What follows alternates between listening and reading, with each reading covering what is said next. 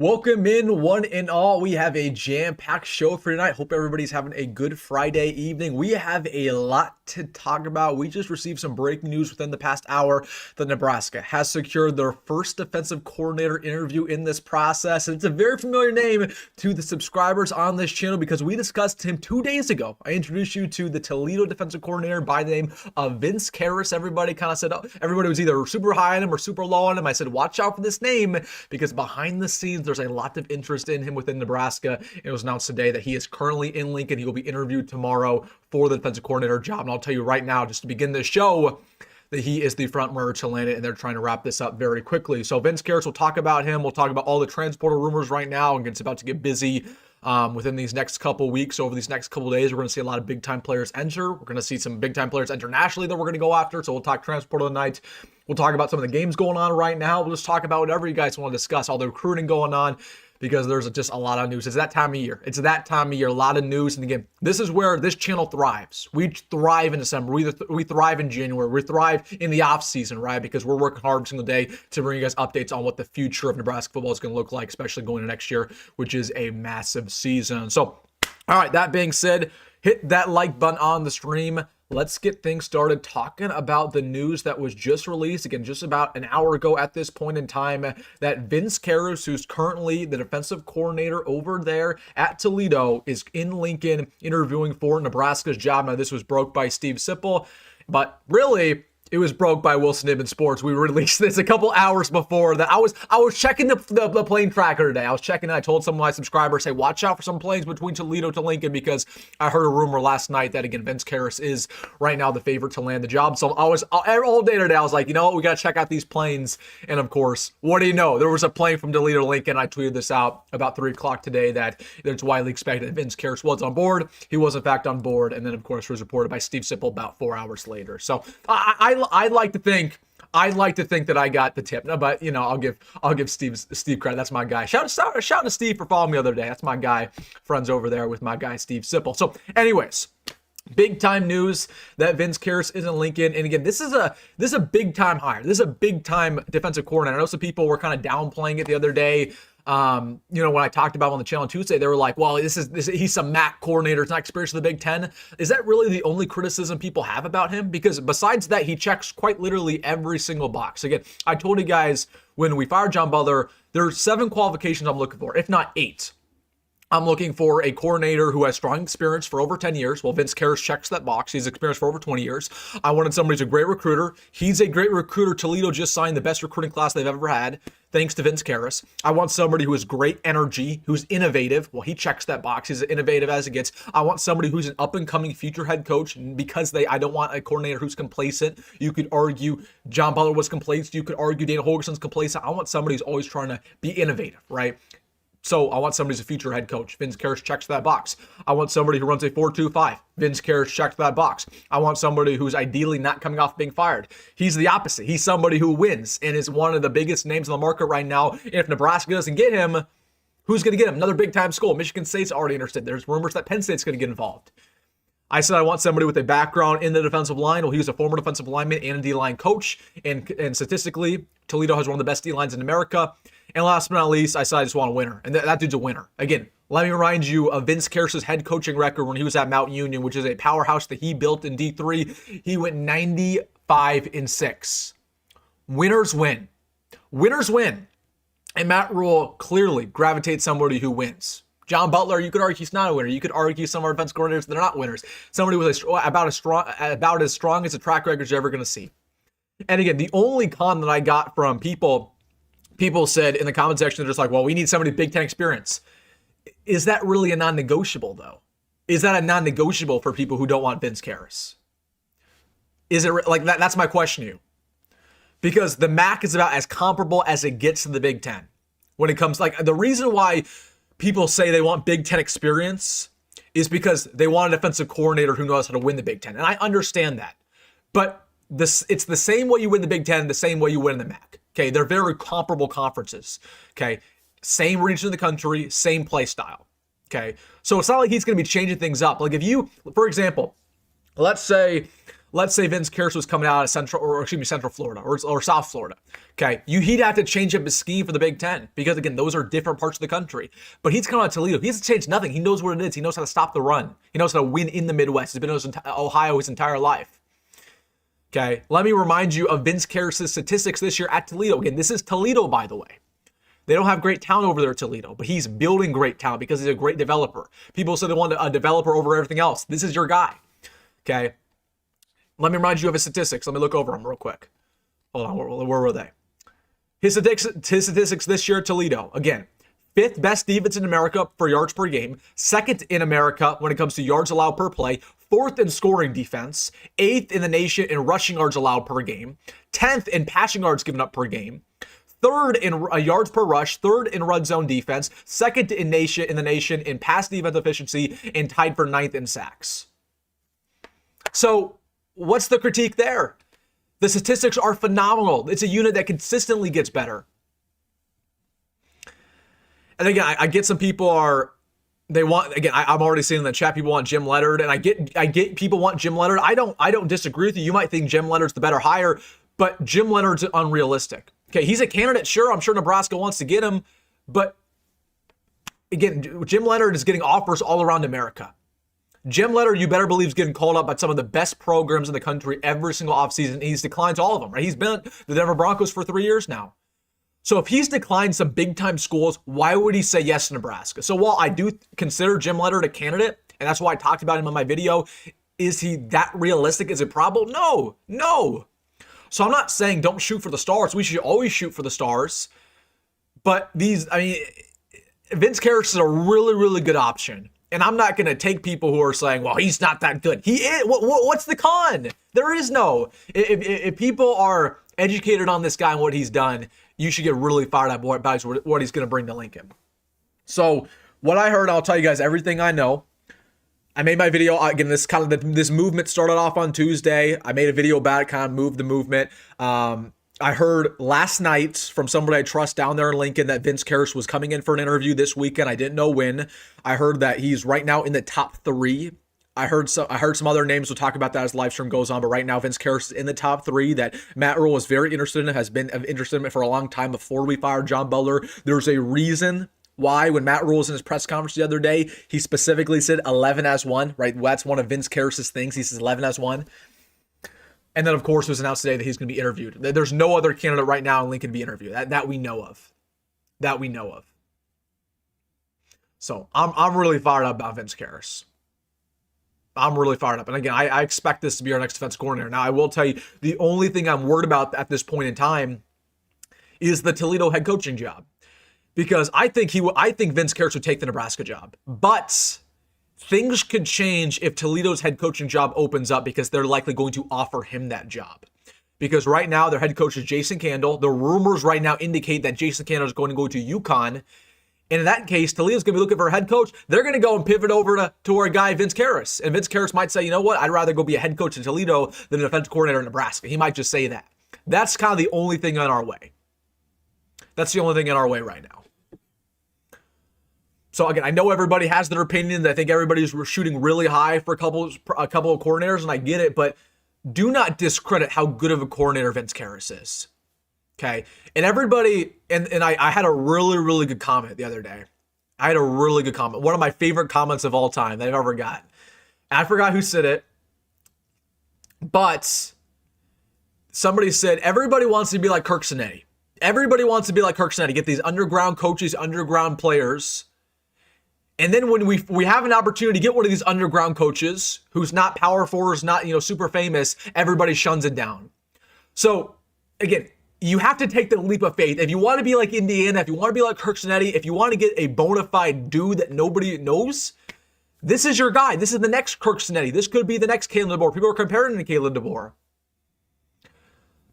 So again, which I know everybody talks about Indiana all the time. This is our opportunity to be in Indiana. Are you going to take the leap of faith or are you not?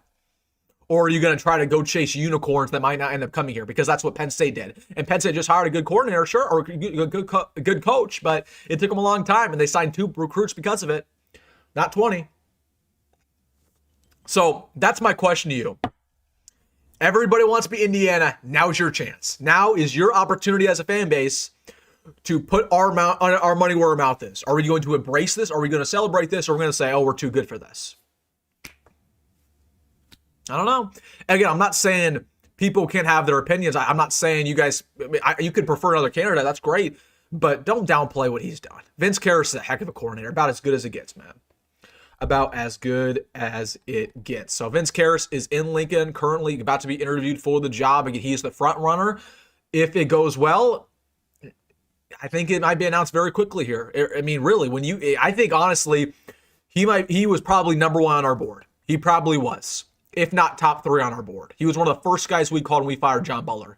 And when you have people this high on your board, you try to get this done as quick as possible. So if this happens quickly, if the interview happens and it goes well, Vince Karras is interested, I could very well see this happen, maybe going into Monday, going into Tuesday, because it's important they get this done going into transfer portal season, and also so he can build his staff. So there we go, Vince Karras in Lincoln. And then I also want to talk about the other defensive coordinators that I've heard some speculation around. We'll have a big DC update probably Sunday in the channel. We'll have a big mega episode talking about it, but I'll just roll over some names that I've heard. Jeff Collins I've heard a lot of, which should not be too shocking. He was the one who replaced Matt Rhule at Temple. He was the previous coach at Georgia Tech. I believe right now he's an assistant at South Carolina. I've heard some smoke around Jeff Collins potentially getting an interview. He actually got an interview last year as well. So that's one. Second one is Tim Banks, who's currently the defensive coordinator at Tennessee. Heard some speculation around him. I did hear some legit speculation around Tony White. Now, take that for what it's worth. Is Tony White going to be our next defensive coordinator? No, but there is some speculation that these two parties have talked, that we have at least talked to Tony White. And of course, kind of a couple other prospects, or excuse me, a couple other coordinators that you would have expected. So those are really, right now, the 3. Those are the 4. I also want to talk about this in a live stream. I wasn't going to mention this in a video, but I want to mention this in a live stream. Can we not do the Bo Pelini thing? Can we not do that? Because I've watched, and again, I respect all the Nebraska YouTubers. But I've watched a bunch of Nebraska YouTube videos talking about, who our next defensive coordinator is going to be. And almost every single one brings up Bo Pelini. And I'm looking at the comment section. It was the same way in my videos. I'm looking at the comment section and I'm seeing people are like, Bo, we need Bo back in Lincoln. You want to know, and I hate to say this, please don't take this the wrong way.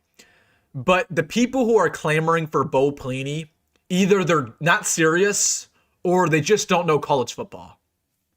Like it's the people who are purely Nebraska fans and who have literally no idea any coaches nationwide. They just think of former Nebraska coaches. Like these are those type of fans. I call it the uneducated, right? Like they don't know the defensive coordinator at Wisconsin. They don't know the head coach at Purdue. So they're like, oh, Bo Pelini. Bo Pelini makes 0 sense whatsoever in a a percentage of him being our next defensive coordinator. It is a flat 0.00000. There is no one. It is all zeros. So I don't even know why people are saying that. Like, again, I didn't want to mention a video because it doesn't need to be said. It's so stupid, but I just don't know why people are bringing it up. And people are like, well, Matt Rhule's friends with Bo Pelini. It doesn't matter.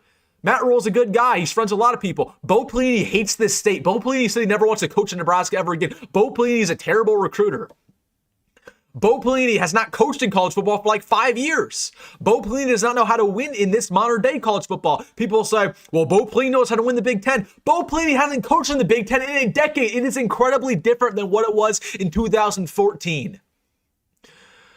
So I hate that I'm even bringing it up, but oh my gosh, it is a 0.00000. And again, the only people who are bringing that up, the people who say, Bo Pelini, I've heard everything. I've heard Carl Pelini. I've heard the Dominican Sue. I've heard Grant Wistrom. The people who are saying that are the people who just don't really know college football, who just watch college football to watch Nebraska, but they don't know what's happening nationwide. And they couldn't tell you who half of these guys are. It's an uneducated opinion. It makes me, it doesn't make me mad, but it's like, why are we even bringing it up? Why are we even bringing it up? It's a 0% chance. Again, not to act like Bo's a bad coach. Bo was a good coach when he shared Nebraska, but he's done. He's retired. It's just, and again, if people are bringing it up in like a joking way, that's fine. We can joke about, we can have a nice laugh about, nice and laugh about Bo Pelini. But it's another thing for people to like actually be advocating for him. It's like, we need to hire Bo Pelini. This is legit. Like, oh my gosh, how naive are people? That was crazy. I just wanted to mention that in the live stream. I wasn't going to mention that in the video, but I want to mention that in the live stream because, oh my gosh, it's frustrating me, man. It's frustrating me seeing that. Again, we are not hiring anybody with Nebraska connections just to hire somebody with Nebraska connections. We're hiring quite literally one of the best coordinators money can buy. And I believe that's Vince Karras. You could say it's Jim Leonard. You could say it's Jim Knowles. Again, it's not confirmed who we're going to hire, but we're going to get a really, really good candidate. Trust me on that. Trust me on that. So I wanted to have that conversation about Bo Pelini.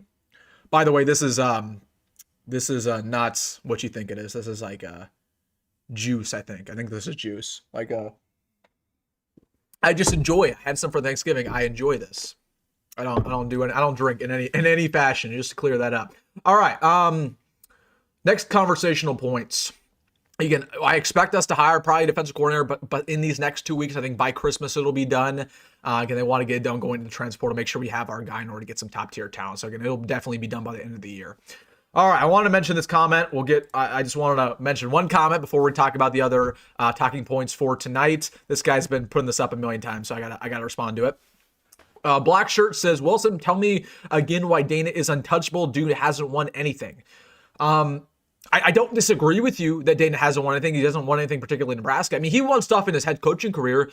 The reason why I wouldn't say he's untouchable, but he's pretty darn close to untouchable. The reason why he's untouchable is because of Matt Rhule's buddy. I mean, that's the answer you don't want to hear, but it's the truth. I mean, Matt Rhule respects Dana Holgorsen. I think maybe in Matt Rhule's heart, he might think Dana's even a better head coach or better coach than him.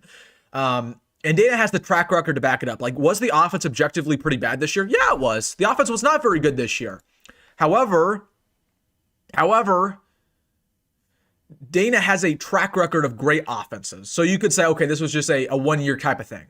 John Butler, on the other hand, had a terrible, terrible defense this year, and he has no track record of good defenses. So it's easier to fire a guy with no track record and kind of show his true colors again, rather than a coordinator who's done a pretty good job in the past who kind of had one bad year. Now, am I saying Dana's going to be good next year? No, I'm not saying that. I'm not saying Dana's going to turn around next year. I don't know if I believe that personally.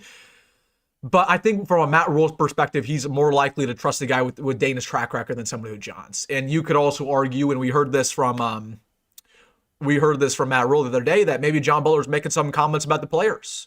And John Butler was saying the talent's not good enough, And I honestly, again, I don't think John Butler's wrong. Like, the talent wasn't good enough at Nebraska. Now, again, I don't know how John Butler said it. If he said that publicly, yes, that's a bad look. That is a bad look if John Butler said that publicly, the talent's not good enough. That's a bad look if maybe behind closed doors he was saying it like in a derogatory fashion or a disrespectful fashion to Matt Rhule. That's a bad look. But if John Butler honestly told Matt Rhule behind closed doors in a respectful fashion, he just said, hey, Matt Rhule, the talent's not good enough, I don't necessarily disagree with him. Again, the coaching's not good. I want to make that very clear. Like, if we're counting all our issues, coaching is a lot bigger of an issue than development, by far. Okay, coaching is a lot bigger of an issue than the talent. But both are an issue. When you end the season in that fashion, when you get blown out versus Iowa, you get blown out versus Penn State, it's not just one or the other, it's both. And it's clear our talent and our coaching is not good enough. Both.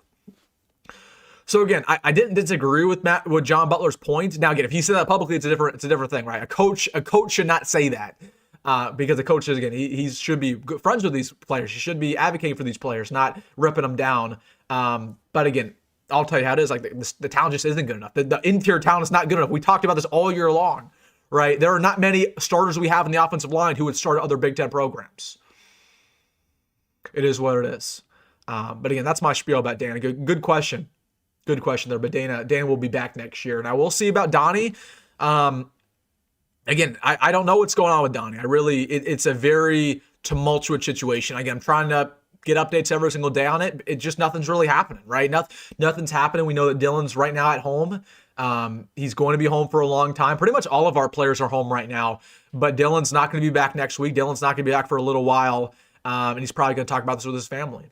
And I think really the only reason why Donnie's still here is because they know that if Donnie were to be fired, Dylan is going to be gone guaranteed. There's a 0% chance Dylan comes back because that's personal. But the reason why they're keeping Donnie is on the off chance Dylan were to stay. But if Dylan were to enter the portal tomorrow, I expect Donnie to be fired pretty quickly after that. Like, if that makes sense. All right, let's get into the super chats here. Got a couple super chats. You guys want to comment instantly? Put in a super chat, my man. I'm not going to read that name. It's just in case. What is the smoke behind Jacory leaving? Oh, yeah, we're going to talk about that. Good point. Yeah, so Jacory, again, we know that last Sunday there were all the rumors with him on his Instagram story, right? He posted something, deleted it, about him on a phone call, right? There was a song that said, I think, "Leaving" by Rod Wave. So at the time, I wasn't really buying too much into that. But today, it was, according to, again, on the message boards, it all started up again that Jacory Barney potentially will enter the portal, that he's getting tampered with nationwide. So again, I'm still trying to figure out more info around it. I'm not shocked by the headline. I'm not shocked by the rumors this time of year. Again, I try to preface it's all rumors. Like, I don't know this for a fact. But again, Jacory's definitely getting tampered with, especially at schools back home with his upside. He was a heavily recruited player, so wouldn't be shocked there. And again, Jacory was not very happy with how the season progressed, especially with his stat line. And again, if Dylan were to leave, there's some uncertainty around him staying here, because who says that Jacory wants to sit around with a brand new quarterback? So I would not be shocked if Jacory were to enter the portal. I've also heard some things around Nyziah Hunter, as we talked about. But again, depends on Dylan, and it just depends on how we end this bowl game, right? And it depends on who goes to the bowl trip. Like we have practice on Monday. Who shows up for that Monday practice is going to be eye-opening, because I'll tell you what, last year we had a lot of players who didn't show up on practice that Monday. A lot of players, and those players ended up entering the portal. So we'll figure out a lot on that Monday, and we'll see. We'll see, but definitely a lot of smoke around Jacory right now. We'll see if that's real. Wouldn't be shocked either way. I'm not shocked by anything at this point in time. I'm just not, man. I'm just not. My man Jackson, thank you for the super chat, $10. You guys want to comment, instantly put in a super chat. My man Jackson, he says, people are so negative over the Toledo DC that the Huskers interviewed. They just seen that because of the talent they played. Yeah, again, I don't get it. I don't get it, man. It does not make much sense to me. Again, people always want this up-and-comer head coach, up-and-comer DC, up-and-comer OC, but they're not willing to take the leap of faith. Again, the only box that he does not check is Big Ten experience. That's the only thing. That's the only critique anybody has about him. Everything else he does very well at an elite level. He's brought the best out of that Toledo talent. Like, who's one of the best corners right now in the NFL? I'd say it's Quinton Mitchell. Where did Quinton Mitchell come from? Toledo. Developed by this man, Vince Karras. Okay. He's developed a lot of big-time NFL players. There was an NFL player, nose tackle, who was a pretty high draft pick last year. I forget his name right now. Like, he's Toledo quietly has become a pipeline for the NFL thanks to Vince Karras because of his development. So I just think a lot of people, again, it's people don't recognize his name. They see Toledo by his name. They say, well, Toledo DC, we should get a Toledo DC. But when they started diving into the film, when they started diving into the statistics, they say, okay, you know what, this guy's legit. But the people who are mad are really the people who just haven't really researched him, in my opinion. I think that's just what it is. Because people always want this big name. And then, I mean, really, how many people even knew Tony White when he hired him? Not many. And Tony White was actually kind of a big name, but people didn't know him. So this is the way it goes. But good point, Jackson. Thank you for the super chat. Murray fan, thank you for the super chat. If you guys wanted to comment, right, instantly put in a super chat. What scheme does Karras run, and did Toledo have any dudes he could bring with him? That's a really good point, Murray fan. Let's look that up right now. As for what scheme he runs a 4-2-5, which is my preferred defense. That's pretty much what everybody runs nowadays, a 4-2-5. I know a lot of Nebraska fans, they want a 4-3. However, 4-3s are kind of outdated. You can't really do 4-3s anymore. Especially in the Big Ten, you need at least 5 players in the secondary pretty much at all times. So again, 4-2-5, that's an aggressive defense with still 4 players on the defensive line, which is crucial. We need 4. We cannot have 3 anymore. We're on the 3-3-5. All right, good point. Let's look into it. Again, they've produced a lot of NFL talent. Now, they're going to already I don't think anybody's entered the portal just yet from Toledo. You have Kayvon Sherman, who has 1 year left. Okay. Ooh, 85 tackles, right? 5 sacks. Okay. He's somebody I would be interested in. Yeah, that's somebody I'm definitely interested in there. Statistics, but the statistics back it up. What about interception leader? Okay. Brandon Ives Jr. Okay, yeah, another guy with, yeah, look at those stats. Another name there. So again, there are a lot of guys with a great production now. Again, they're at Toledo, but let's see. Let's go their sack leader. Okay, nothing that pops out of you. Okay, he's a senior, so he's doesn't count. Malachi Davis Jr. Okay. Like, most of these guys start off their career at Toledo too. That should be noted. Like, they're not getting transfers every year. They're getting bona fide guys who are from Toledo, who just went through the process, who were developed at a very high level. Hold on, I want to look some up. He posted something else about honors too. He posted something. I just follow Vince Karras on Twitter. He posted something about. Let me pull this up real quick. Here we go. Okay. Let's see. Okay, here we go. We have the all MAC defensive Toledo team here. You have the first team, which is Brandon Oles, who we just talked about. So he's a junior, so he probably is going to enter the portal and follow him. So that's somebody to watch out for. You have Andre Fuller, who's a corner right here. Is he a senior? He's a senior. Dang it. Okay. So he's not going to be coming. You go Emmanuel McNeil Warren, another safety. So again, he has a great secondary. He has experience in D-line, but yeah, his secondary is elite as well. Where's his name? Emmanuel, please tell me. Senior. Gosh, a lot of seniors. Kayvon Sherman. So Kayvon Sherman and Brandon Oles are the ones I'm looking out for early here. Avery Smith. Okay, let's pull up Avery Smith here real quick. Did we already pull him up? Avery Smith. Where's Avery Smith? Here we go. Avery Smith. Another senior. Another senior. I can't even get mad about it. Seniors, that's how you win in college football. You have to be old at every single position. So, what about this guy, Jeremiah Peters? They got seniors everywhere. But they got two standouts. The two guys I would look out for are Braden Oles with 5 interceptions this year and Kayvon Sherman, who's their tackle leader, about 80, first team All-MAC. That's a really good question, though. And you better believe, again, he has connections, too. He's going to get some of those guys who are in that recruiting class, maybe a couple of them. You never know. You never know. I don't know. I think that's a little bit overrated, though, to be honest with you. Like, people are saying, well, we want to bring in a coordinator who's going to bring people with them. Like, I do want to bring some people with them, but we're also going to just find top talent in the portal anyways. Like, even if we hired Vince Karras and he brings one guy with him, that's not really a big deal to me because, again, we're still going to get some top-tier talent elsewhere, you know? So, but a really, really good comment there, Murray fan. I like looking into that. Let's get back into it. Jacory is our version of Ryan Williams doing nothing this year. Maybe. He just didn't live up to expectations, and his route running was really the problem. I'm not going to lie to you. Let's see. Tony White didn't have Big Ten experience, and he did great. I think that's pushing a little bit, James. Tony White did decent, but great, I don't know. There were a lot of Nebraska fans when Tony White left, they weren't even that mad about it. They weren't even that mad about it when Tony White left. Again, I'm a lot higher on Tony White than most Nebraska fans. I think Tony White did a really good job here. You know, the Indiana game was kind of an outlier, but still, like, it wasn't the defensive unit we really thought it was going to be. No, like last year, everybody like hypes up the D-line last year. The D-line wasn't even good last year. Like people talk about Ty Robinson and Nash and Jamari Butler like they're some storied figures, like they were all Americans. Like I know our defensive line was really bad this year, but Ty Robinson, he was a good player. Ty Robinson wasn't great. Ty Robinson was a 4th round pick. Ty was he was never an All-American. I don't even believe he got all Big Ten honors. He might have been 3rd team. So they treated Ty Robinson like he was this massive loss. Like he was a loss. It's hard to replace a guy like him, but you don't replace a 1st round talent. You don't replace Dominican Sue. And then, of course, we had, Nash. Nash was an undrafted free agent who's currently not playing football anymore. Jamari Butler never lived to his potential. So people, use that excuse for the D-line this year. It's like the D-line wasn't even good that last year. Like it was solid, but it wasn't top 20 nationally. I think it was top 30, but it wasn't elite. I think we weren't even top 50 in sacks per game last year. And that's thanks to Tony White. But I do agree that Tony White is a huge improvement from John Butler. Jackson says, "What are you drinking on?" I am drinking. This is like sparkling grape juice. It's not what you think it is.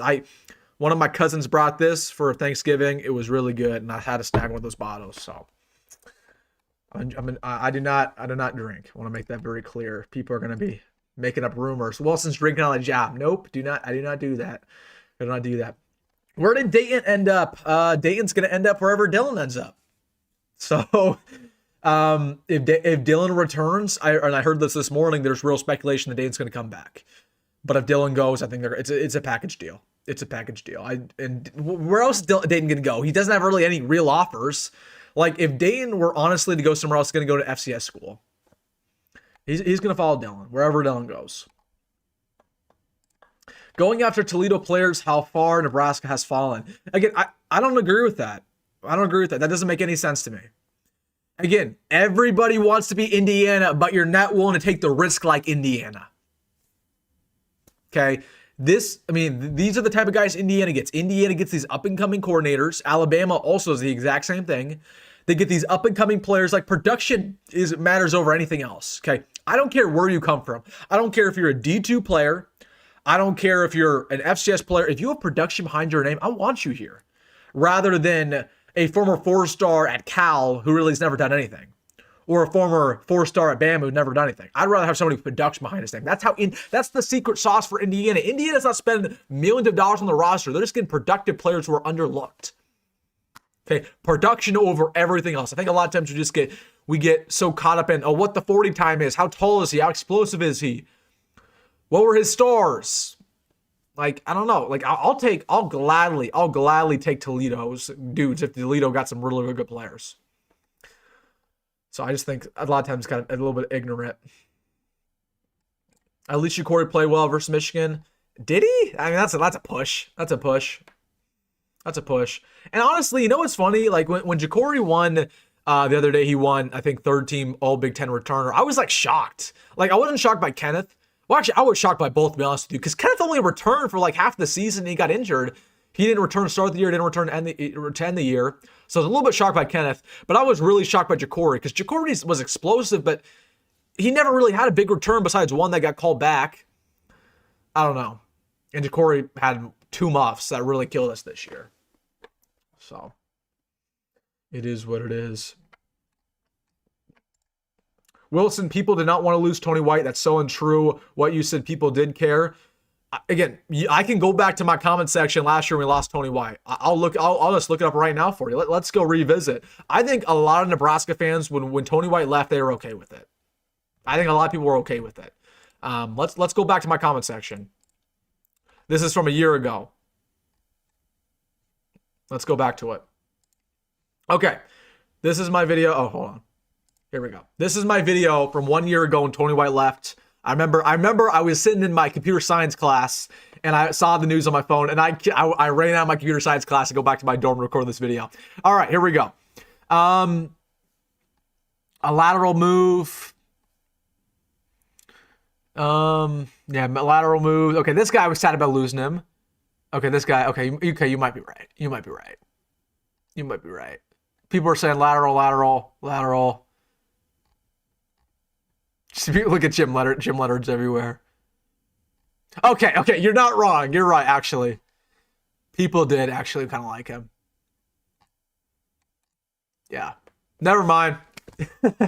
I could have sworn that people were, and I think maybe my comment section was a little bit more nice. Maybe people on other spheres of the internet were more okay with it. I was very mad about Tony White leaving. I love Tony White. But I thought I remember people like disagreeing with me saying, Wilson, Tony White wasn't that big of a loss. I don't know. Maybe the perception changed as it went on. Good point, though. Good point. All right, let's get back into it. Breaking news, Terry Braden is an Iowa fan and a spy. That's funny, man. Terry Braden's an Iowa spy. He's giving away our playbook. That's funny, man. That's funny. Is Nyziah Hunter staying? Haven't heard much from him. Haven't heard too much either. Again, I expect he's getting tampered with, but nothing crazy. Nothing crazy. There's a lot of decisions will be made within these next couple weeks. A lot of decisions will be made. Nico, are you talking about me, man? I'm kidding. He's probably talking about somebody else. Let's see. Would we be better without the Raiolas? Honest question. I mean, that's the question everybody wants the answer to right now. That's the question everybody wants the answer to. It's really complicated. We certainly, without a doubt, would be better off without his uncle, but everything has pros and cons. Okay, if his uncle were to leave, yes, the development might be better with somebody we hire, but recruiting is probably going to go down the tank for at least a year. With Dylan, obviously, it's a complicated argument. I just think a lot of Nebraska fans are just tired of the drama that this Raiola family's bringing, right? And I just really, really badly want Dylan to just say something. Dylan could end all this if he really wanted to. Dylan could go on social media right now and say, I'm staying in Nebraska, but he hasn't done any of that. Last year, he did. So I think a lot of Nebraska fans, while it doesn't really matter how you think of Dylan, you might think that Dylan's good, you might think Dylan's bad, you might think Dylan's somewhere in between. I think the majority of Nebraska fans are just kind of sick of the drama around it. They're sick of Dylan not confirming what he's going to do. They're sick of the headlines right now. They're sick of the fact that the Raiola family is, in fact, shopping him around, despite what they want you to believe. So I don't know.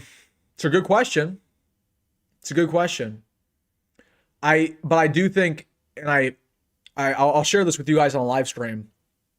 I was on the phone with somebody in the TJ Lateef camp the other day, and we were just chatting up, talking about whatever. And obviously TJ's staying, right? The TJ rumors aren't true. TJ is going to be here next year. And the person I was talking to, he said, but make sure you know this, Wilson, and let your subscribers know this. This team is not TJ's team. Reminder, this is somebody in TJ's camp. This team is not TJ's team, Wilson. This is Dylan Raiola's team. And that made me think. So the reason why he brought that up to me is because if Dylan Raiola were to leave, a lot of players are going to leave with him. That's just the bottom line. That's just the bottom line. This is Dylan's team. This is the team that he constructed. And that's why I told you guys, like, when this all started, like, well, you could say whatever you want about Dylan. I've been kind of critical of Dylan as well because he didn't live up to the 5-star expectations. But I told you guys, if Dylan were to leave, this roster is going to be way different because people are going to follow him. And I respected Dylan for taking a chance on us. But this is the roster that Dylan constructed. There are recruits who came here not because of Matt Rule, not because of Dana. They came here because of Dylan. Nyziah Hunter is one of those guys. Jacory didn't commit here because of Dylan, but he stayed here for a second year because of Dylan. Okay, if we didn't have Dylan, Jacory probably would have left last year. Dane Key came here because of Dylan. There are multiple freshmen who came here because of Dylan, to play with Dylan. Wide receivers, running backs, offensive linemen. Even some players on the defense came here to play with Dylan. So that's just the bottom line. That's just the bottom line. So you could have whatever opinion you want about Dylan, but just know if Dylan were to leave, this roster is going to be cooked overnight. And you might think that's a good thing. You might think that's a good thing, but it's going to look completely different. So that is the conversation. All right, let's get back to it. What makes you think this dude is anything like Kirk Cinetti? You have no basis to form an argument. Again, I'm not saying he's exactly like Kirk Cinetti, but I'm saying it's the same mold. Okay, everybody wants to have this up-and-comer head coach who nobody has thought of before. Everybody wants to find this hidden gem. This is our opportunity. Okay, that's my point.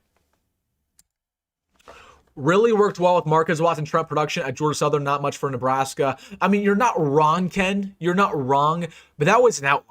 And again, there was some stuff that happened behind the scenes. He was a little bit banged up right in fall camp that kind of contributed to this season. So I'll just say this: the general public does not know the whole story around Marcus Watson Trent. And at the same time, I mean, yeah, it was a little bit he didn't show up, but still, that's not the case with everybody. Wilson, who are you watching in the portal? Personally, I like Jaden Baugh, running back at Florida. I think he could be lured into the portal. Let's look him up. I have a video about tomorrow. I just recorded it. Well, I'll release a video actually talking about my first edition portal targets that will be released tomorrow morning, I think 9 o'clock. So make sure to watch out for that. Let's look up Jaden Baugh. The name sounds familiar. Woo! Okay. Hold on. Hold up. Hold the phone. Somebody right. Hey, okay. Jaden Baugh. Look at that. 1,200 yards, 8 touchdowns, 5 yards carry. Yeah, that's great, man. I will say, you might not be wrong. He goes to the portal, but typically when guys are from the South and they're in the SEC, they stay in the SEC. So if he were into the portal, like he's a Georgia guy, or he's a Bama guy, right? Or he's going to go Texas. I just don't know if he would go to Nebraska. But there's a couple other guys I have my eyes out for. And again, we'll talk about tomorrow on the channel. One of those running backs is actually playing football right now. One of those running backs playing football right now. That's a good name, though. I got my eyes out for him. But Wilson, I appreciate what you do on Nebraska. Thanks. I appreciate you, Bruce. Thank you, man. My man Mark, he says, my top 5 would be Jim Leonard, Brent Pry, Justin Wilcox, DJ Durkin, Mike Stoops. I don't disagree with Leonard at 1. I think that's kind of consensus, right? But again, I don't think that's realistic. Even though he is technically a candidate, and I'm sure we gave him a call, but don't really know if that's as if that's really going to happen, to be honest with you. Brent Pry, yeah, you should get an interview. Okay. Wilcox, okay. DJ Durkin, hard pass. Do we really want to put up with DJ Durkin's past? Do we really want to put up with that? Like, he just does not fit this culture. And then Mike Stoops, no. Hard pass on Mike Stoops. And Mike Stoops, I guarantee you it's not gotten a call. I guarantee you it's not gotten a call. It's just not happening. I think you could argue Stoops is done coaching. And also Mark Stoops. Mark Stoops. Kevin says, do you think we sign Amari Sab? No. I mean, it's a very weird situation. I've been trying to follow it. But like, there were some crystal balls that rolled in on a Monday night for us to land Amari Sab. I recorded a video about him in case he were to commit. And then he ended up getting crystal balls for Notre Dame, but he never signed with Notre Dame. So we'll see on Amari Sab. I don't know. He's probably going to sign in like February. But I don't think so at this point. The only reason why we would sign him is to get his brother. His brother's a 5-star. Sean Callahan called this a Nico 2.0 situation. I think I called this a Nico situation earlier today. So maybe Sean watched my stuff and said what I said. Did Sean actually say that? That's funny. Sean might be a viewer of the channel. I think he definitely is a viewer of the channel. If he said that's funny, because that's exactly what I said earlier today. Who's like your top 3 favorite portal guys you want us to go get? You really want me to spoil my video tomorrow, man. I'll give you one. I mentioned him in tomorrow's video. Nick Marsh, Michigan State receiver. We'll talk about more tomorrow in detail. Wonder if Frank Solich knows Vince Karras. I guarantee you he does. I guarantee you. And guess who was also in Lincoln tonight, by the way? Guess who was also there? It was Frank Solich. He was in Lincoln, along with Vince Karras. You never know. Those guys might have met up. Wilson, I feel like we need to get a senior quarterback for 1 year until Trey Taylor comes. Are you assuming that Dylan's gone? I agree. If Dylan were to leave, absolutely need to bring a transfer. I think from who I've talked to, that's what's going to happen. Like, the staff is ready for Dylan to enter, and if that were to happen, we're immediately going to have some other options. Okay. We're going to have some other options. Hold on. I want to respond to this real quick. We have a Toledo fan in the chat, everybody. Everybody welcome our friendly Toledo fan. First thing, I didn't know Toledo fans existed, but I'm happy you're here, Toledo fan. Toledo fan says, no, we are keeping Vince Karras. Absolutely not. Why don't you keep yourself useful and change your thumbnail? Parentheses, not happening. I love that. I do think it is a possibility, well-off media, that Toledo does keep Vince Karras. The only way that would in fact happen, though, is if you promote him to head coach with Jason Candle leaving. Is the Jason Candle thing official? Is that official? Because I saw he was leaving to UConn. Hold on, let me look this up real quick. Yep, Jason Candle going to UConn. So I agree with you. Like, he could be your guy at head coach. But I also tell you this: Nebraska, if you make Vince Karras your head coach and Nebraska makes him as DC, our DC, we would still pay him more as a DC than what you would as a head coach. So if you want to get paid, you're going to come to Nebraska either way. But I appreciate you, Toledo fan. I appreciate you.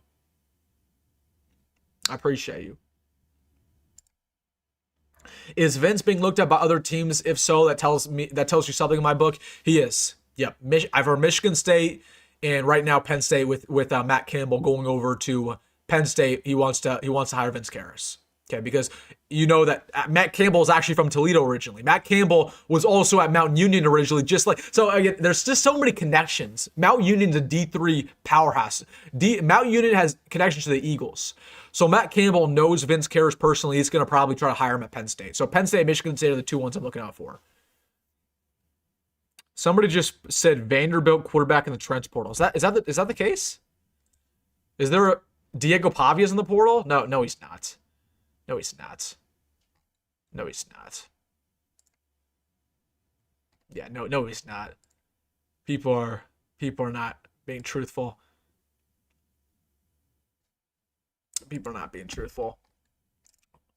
Cedric Mills.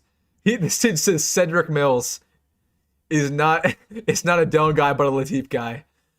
My man Cedric Mills. Cedric Mills MVP of the team. Cedric Mills MVP. Cedric Mills going off for 2,000 yards next year. Oh my gosh. Cortez Mills. I love that. Just found out Matt Campbell got hired by Penn State for head coach. Yeah, that's a really good hire given the circumstances. Now, I was not high on Matt Campbell when they began the process, but at some point with Penn State, like, they were just desperate. They had to hire somebody.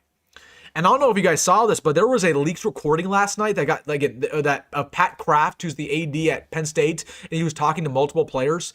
It was unbelievable. I don't know if you guys heard that. I don't know if you guys saw it. It was the craziest thing. So basically, what happened was basically Kraft was sitting down with the players. He was basically talking about the coaching search. He was like super angry. He was cursing 24/7. I've never heard an athletic director curse that much. It makes me think how much Matt Rhule curses behind the scenes. Because again, a lot of these ADs and head coaches, we know they're superficial. We know they're politicians. It was crazy though. He was like cussing out Oregon. He was cussing out Michigan. He said that his job is on the line. I've never seen anything like it. It was ridiculous. Ridiculous. I would love to hear if Matt Rhule ever had something leaked. That'd be crazy. That'd be crazy. That'd be content for days, man. For days. Give me Frazier from Michigan State. Tune in my video tomorrow. Might be mentioned. You never know. 9:30, guys. 9:30. Big video. Campbell's the guy we should have hired back in 2022. I don't disagree with you. Screw the guys who leave if Dylan leaves. We have a bunch of young, talented receivers and can pick up in the portal. Dylan needs to tell Rhule he's staying before the portal starts. Yes. Yeah, I agree. I agree with that last point. Dylan needs to make it very clear what he's doing because he's kind of screwing over the university if he doesn't give us an idea of what's happening. And again, I think Matt Rhule more likely than not believes that Dylan's going to enter. He's prepared. Matt Rhule prepares for the worst outcome at all times. So he's going to prepare for Dylan to leave, and he's going to prepare for some backup choices. But yeah, he needs to make it very apparent what's happening. He needs to make it very apparent. Bring back Bo. You guys are just trolling me now. You guys are trolling me because I had my tangent at the start of the live stream. I still want the Toledo DC, but I was just reading that he had a serious shot at being the head coach at Toledo since their head coach on the way out. I'm not sure if you've seen it. Yeah, we just talked about that. Yeah, I do believe he'll be interviewed to be the next head coach at Toledo, and he might get the job, but that's definitely on our way. But if it were a money thing, we would still pay more money than Toledo as their head coach. But I think he's somebody who wants to be a head coach again. He'd probably take less money. Like, if you stay at D3 for that long, you're not really in it for the money. I don't know. What up, Wilson? You watching Vegas? Or what up, Wilson? In Vegas watching UNLV? I'm watching on my screen over here. I'm watching the American and the Mountain West, and both games are not competitive. Hold on, let me look at the scores real quick. Let's see the scores. Let's see the scores real quick. Troy and JMU. Okay. Both games are actually pretty good. Kansas State's about to win. Pretty solid. Tomorrow's games are kind of interesting, but I mean, the SEC championship game, I don't know why that's a standalone for tomorrow. I don't know why that's the only game at that point in time. I'd rather the ACC go on at the exact same time because I'm not trying to watch the SEC championship game with Alabama, Georgia repeated for the sixth consecutive year. Nobody wants to see that. Everybody's just going to wait all day for Indiana, Ohio State. And honestly, BYU Texas Tech's also a really good game. I'm intrigued in that, to be honest.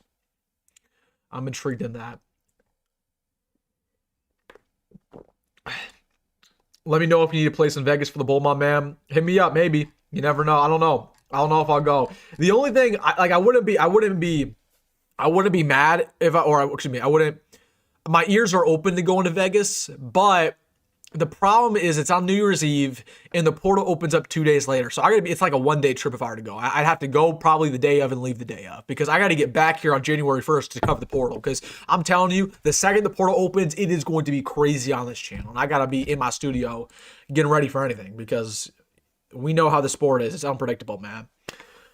But let me know, Nathan. Let me know. Give me a text on Twitter. Is Dylan worth all the hassle? Like, he did okay, but he's not worth all the smoke around the program. Like, he's a decent quarterback, so maybe. But yeah, I'd agree that's not really worth all the headlines right now. It's not worth the headache. But I do think it's in our best interest to keep him here because I told you guys, like, I want a quarterback battle. And it's been confirmed that TJ is going to stay regardless of what Dylan does. Okay, if TJ is willing to go through a quarterback battle, I trust that Dylan is willing to go through one as well. But what I've heard is that Dylan just does not want a quarterback battle. Dylan wants to be insured the job. Dylan wants to be guaranteed the job. how can you say that, Dylan? That's selfish of Dylan to want to be guaranteed the job when he really has not been too successful a quarterback, at least this past year. So it really comes down to money, comes down to making sure he's the guy, you know. And I unfortunately, I know that Matt Rule's not going to budge when it comes to money. He's not going to pay him extra just to pay him extra. But I am worried that Matt Rule will in fact basically guarantee Raiola the job. I do believe that's going to happen, which I'm not a fan of. We need a quarterback. And if Dylan wins, I'm cool with Dylan winning. But Dylan needs to be pushed in some way. In some way, he needs to be pushed. Okay, and if you don't think so, I don't know what to tell you, right? Competitions build character and they build a development more than anything else. More than anything else. You think we'll get Dylan Edwards? I don't think so. He's just a head case. He's a head case. And also, I mean, he's a very talented player, but sometimes it's worth it to put up with these head cases. But in his instance, it's like, is he really that good of a running back? I mean, he's solid, but he's not an All-American. He's not an All-American. He only got 2 years left of eligibility. I'd pass, to be honest with you. And he didn't really consider us last time anyways. Do you think we're going to get any of Iowa State's athletes? I got one on my mind. I got the tight end on my mind. Ben Brahmer. We'll talk about him tomorrow. Wilson, do you watch Formula One season finale this weekend? I do not. I don't know. I know some of my friends watch Formula One. I just can't get into racing, honestly. I just can't get into it. I'm mostly just a football, basketball guy. Like, I try to get into baseball a little bit. I mean, I watch a little bit of volleyball. Right? I'll watch, like, this time of year, I watch volleyball, right, when the tournament's going on. But I don't know. I'm not really into racing. And I'm not really into hockey and not really into boxing. Or UFC. I'm not really into that. But last time we prioritized NU connections was Frosty. I wouldn't say that's the last time. We prioritize it all the time, and we get burnt all the time. So we've heard Matt cuss. It was just censored. Remember that if we die, we die locker room speech. Yeah, no, I've heard that Matt Rule's kind of a loudmouth a little bit behind the scenes. Like, again, he gets up. Like, I try to tell this to you guys, like, the Matt Rule that we see in the press conferences is not the real Matt Rule. And Matt Rule's a good guy. Like, I genuinely believe Matt Rule's a good dude. But Matt Rule has a dirty mouth, man. That dude's a potty mouth behind the scenes. Like, he's a cusser. He really is. Yeah, that Akron speech will go down as one of the biggest jokes in the history of the program, to be honest with you. It looked so good at the time. It was like, fire me up, coach. The standard's the standard. We got to blow out Akron. And then, where was the standard the rest of the year? We skated by against some of the worst teams in the Big Ten for no reason. That was such a bad clip, bro. That was such a bad clip. If he backed it up, it would have been awesome, but he didn't. He didn't back it up. So. Kennesaw State won. Let's go. I wish I could put the JMU game on. It's my TV over here, but I don't want to go over there. JMU getting penalized because fans are throwing snowballs. That's awesome. That's awesome. Yeah, I'm really disappointed by the American game right now. I thought North Texas was going to win. I'm not going to lie. I thought North Texas was going to win. It's not even competitive. I thought UNLV was going to win too. I'm 0 for 2 right now. I'm 0 for 2. Shame. Absolute shame. Where's the comment I want to get to? I lost it. I lost the comment. Oh, here we go. Sam Levitt, Byron Brown, or Tavian Jackson. Who do you want to come? None. Because all those guys are going to cost too much money. Like, we're paying $3 million for Raiola right now. All those guys are going to get $3 million as well. Like, Brown's going to stay in the SEC. Levitt might go to the SEC as well. Jackson, who knows? So, again, all those guys are going to be $3-4 million guys. So I prefer to get, if Dylan were to leave, I would prefer to get somebody who's only like $1 million, who might not be the best quarterback in the world, but we still save money on him and can come here, cover UTJ, and have a real quarterback battle. That's what I want, the very minimum. My man Jackson, thank you for the super chat. If you guys want to comment, instantly put in the super chats. Never watch boxing unless it's the Bud Crawford fight. Plain and simple, best in the world. 100%. I mean, I'm kind of the same way, not going to lie. I mean, boxing's a fun sport, but boxing's went downhill. Boxing's went downhill over these past 2 decades particularly. Like it's not what it used to be. Boxing used to be a big deal. Nowadays, it's not the case. So because everything's kind of going toward UFC nowadays. So that's what happens, though. That's what happens. Larry Miles, 17 receptions, 200 yards, and 2 touchdowns in this championship. Did he win? They probably won, didn't they? They have a dynasty over there in Florida. Yeah, Larry Miles is a stud, man. His production's crazy. He's crazy. Hopefully, again, he's not like, the thing about Larry is that he's not the speediest guy in the world, I would say, but his route running is just so clean. He is such a clean route runner. So I think he's going to be productive. What are the odds that Dana finally switches fully to his own playbook instead of using Satterfield's? I think that's overstated. That he doesn't use Satterfield's playbook. Like, he definitely put in a new system a little bit. Like, was it fully his offense? No, but he did change some things up. But yeah, I agree. I think with another year under his belt, we're gonna shift more to the offense that Dana wants to run. Right, it's gonna be more of a Houston offense. But is that really a good thing? I don't know. I just don't know if I trust Dana fully in general. Wilson, for the love of God, I hope you're wrong. If Rule guarantees Raiola the starting job, the boosters AD need to step in. What are they gonna do? What's Troy Dane gonna do, bro? Newsflash, Troy Dane is about as incompetent as Matt Rule is. If you think Matt Rule's incompetent, Troy Dane's worse. I'm not a big Troy Dane guy. I'm not gonna lie. When he came to Nebraska, you know what? I believed in him a little bit, but he's made some garbage decisions since he got here. Not a big fan of Troy Dane. And Tulane's got a pick 6. Game over. Oh, ball went to the back of the end zone. What happened there? Did they get score? Either way. But yeah, no, the boosters are not going to step in, man. Tight end room is full. LOL. The tight end room is full here. Are you kidding me? Our tight end room is wide open. I would say the tight end room is like the most wide open room on the team. We have Lindenmeyer, who should not be our starter next year. We have Haarberg, who's gone. We have Nelson, who's probably gone. We have a bunch of unproven guys. Like, we need some dudes, man. So absolutely not. Absolutely not. Nebraska update. Nebraska sweeps Long Island 3-0 in the first round of the NCAA tourney. Appreciate that, man. Appreciate the update. That's huge. Who do we play next round? I think we play Kansas, maybe? Maybe Kansas? Yeah, huge. Huge. Is it crazy to say 2024 Nebraska would have kept it close if not win against 25 Nebraska? I think it would have been a very even ball game. I think 2025 would have won, but it would have been very even. Very even. Very even. My man Blake says, I go to Kennesaw State. That's crazy, man. Shout out Kennesaw State. Shout out Kennesaw State. That's pretty awesome, dude. Etienne Higgins, future quarterback of the future. I've never heard of Etienne Higgins. Do I not know ball? Where is he from? Where is he from? He's from North Dakota.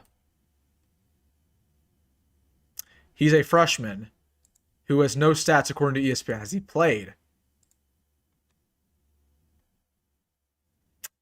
Etienne Higgins. This is probably one of your friends, isn't it? I mean, he's a legit quarterback. I mean, he's at North Dakota, but he's never played. So, quarterback of the future. Maybe if he plays, start playing for North Dakota. Are we playing North Dakota next year? We might play against him, man. You never know. You never know. Jake Paul finding Anthony Joshua next weekend. That's crazy. That's crazy. Who got the interview? Vince Karras got the interview. What's our interim DC Phil Snow's pros and cons in the bowl game? Pros, experience.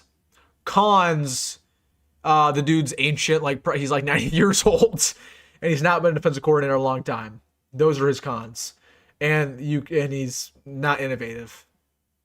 So it's going to be a pretty basic game plan. I'm expecting pretty basic. I'm not going to lie to you guys. If we play Utah, we're cooked.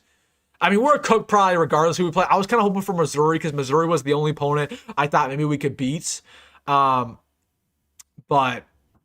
if we play Utah, they got Devin Dampier. They got Wayshawn Parker. They have a head coach who's about to retire, so they're going to be playing with their butts on fire. We might get blown out. We might get embarrassed, dude.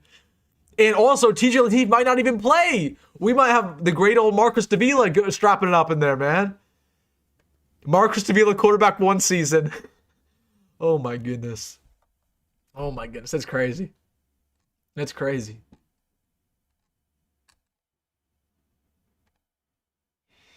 That's crazy.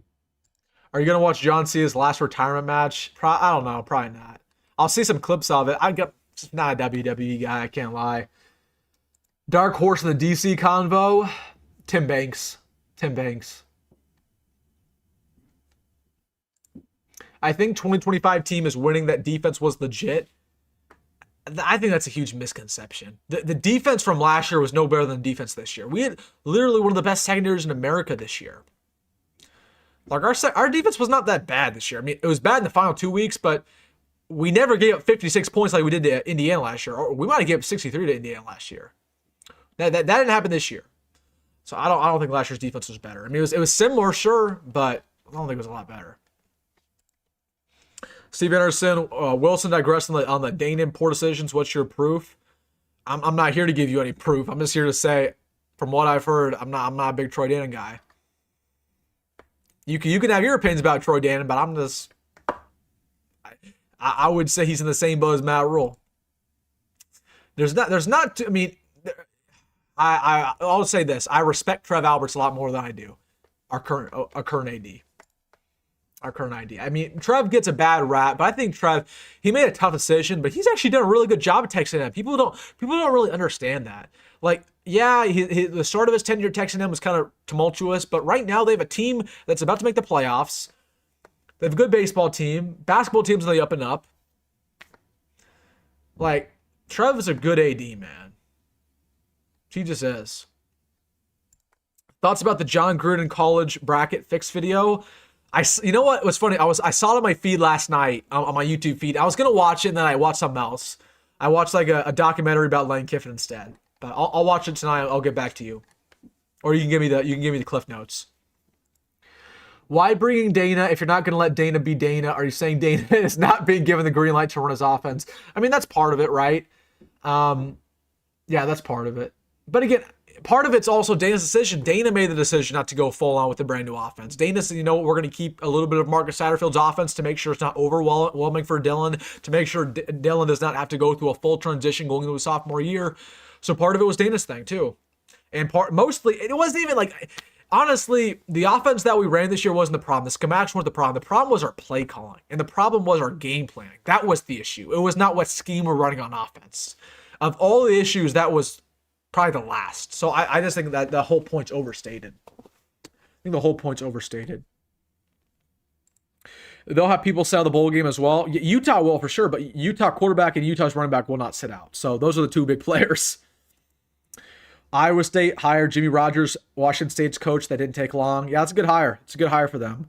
Yeah, that's a good hire. Jimmy Rogers is interesting. One of my good friends plays for Washington State, and he followed Jimmy Rogers over there, so he'll probably transfer to Iowa State now.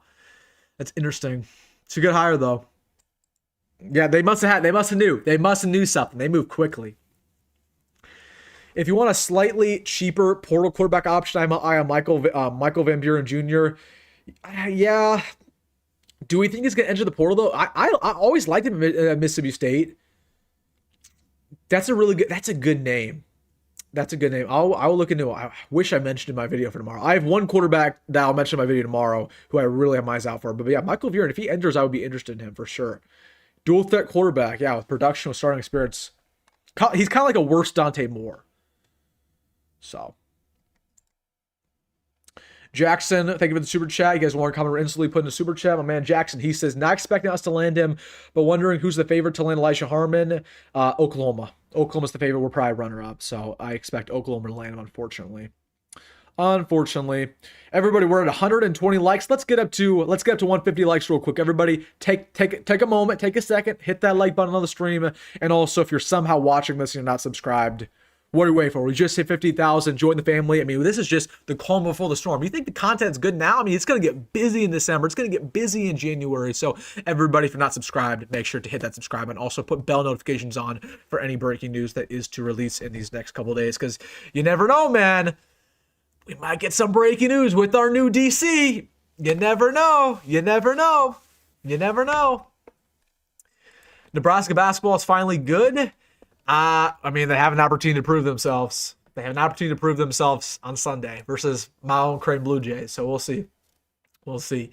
I got to go Crane on that matchup, though. I got to go Crane over Nebraska. Because usually the only years that Nebraska beats Crane in basketball are the years that nobody expects Nebraska to win. Those are the years Nebraska wins. But it's the years where Nebraska's hyped up and maybe Crane's struggling a little bit. Then Crane goes in there and just puts a belt to butt. So I got to go Crane.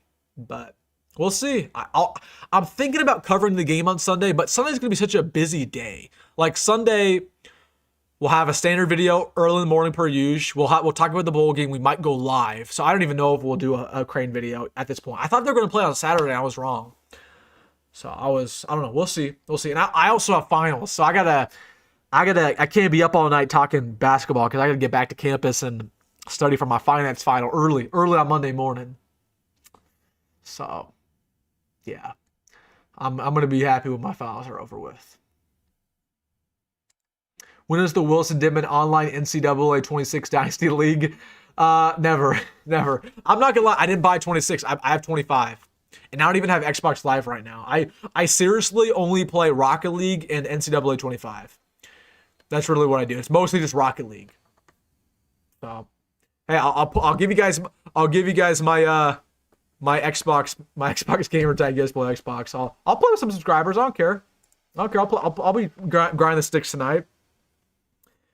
Blake says, I always feel embarrassed wearing my Nebraska shirt on campus. Do you think Kennesaw State would beat Nebraska if they play each other in a bowl game? No, Blake, no. Again, Kennesaw State's good. I mean, they just won the Sun Belt chip, but no, we would beat them. If we lost to Kennesaw State, oh my gosh, there's no recovering from that. We should just disband the football program. We should just disband everything. Fire everybody on the spot. Oh gosh, Kennesaw State. Blake, you shouldn't feel embarrassed. Okay, you know what?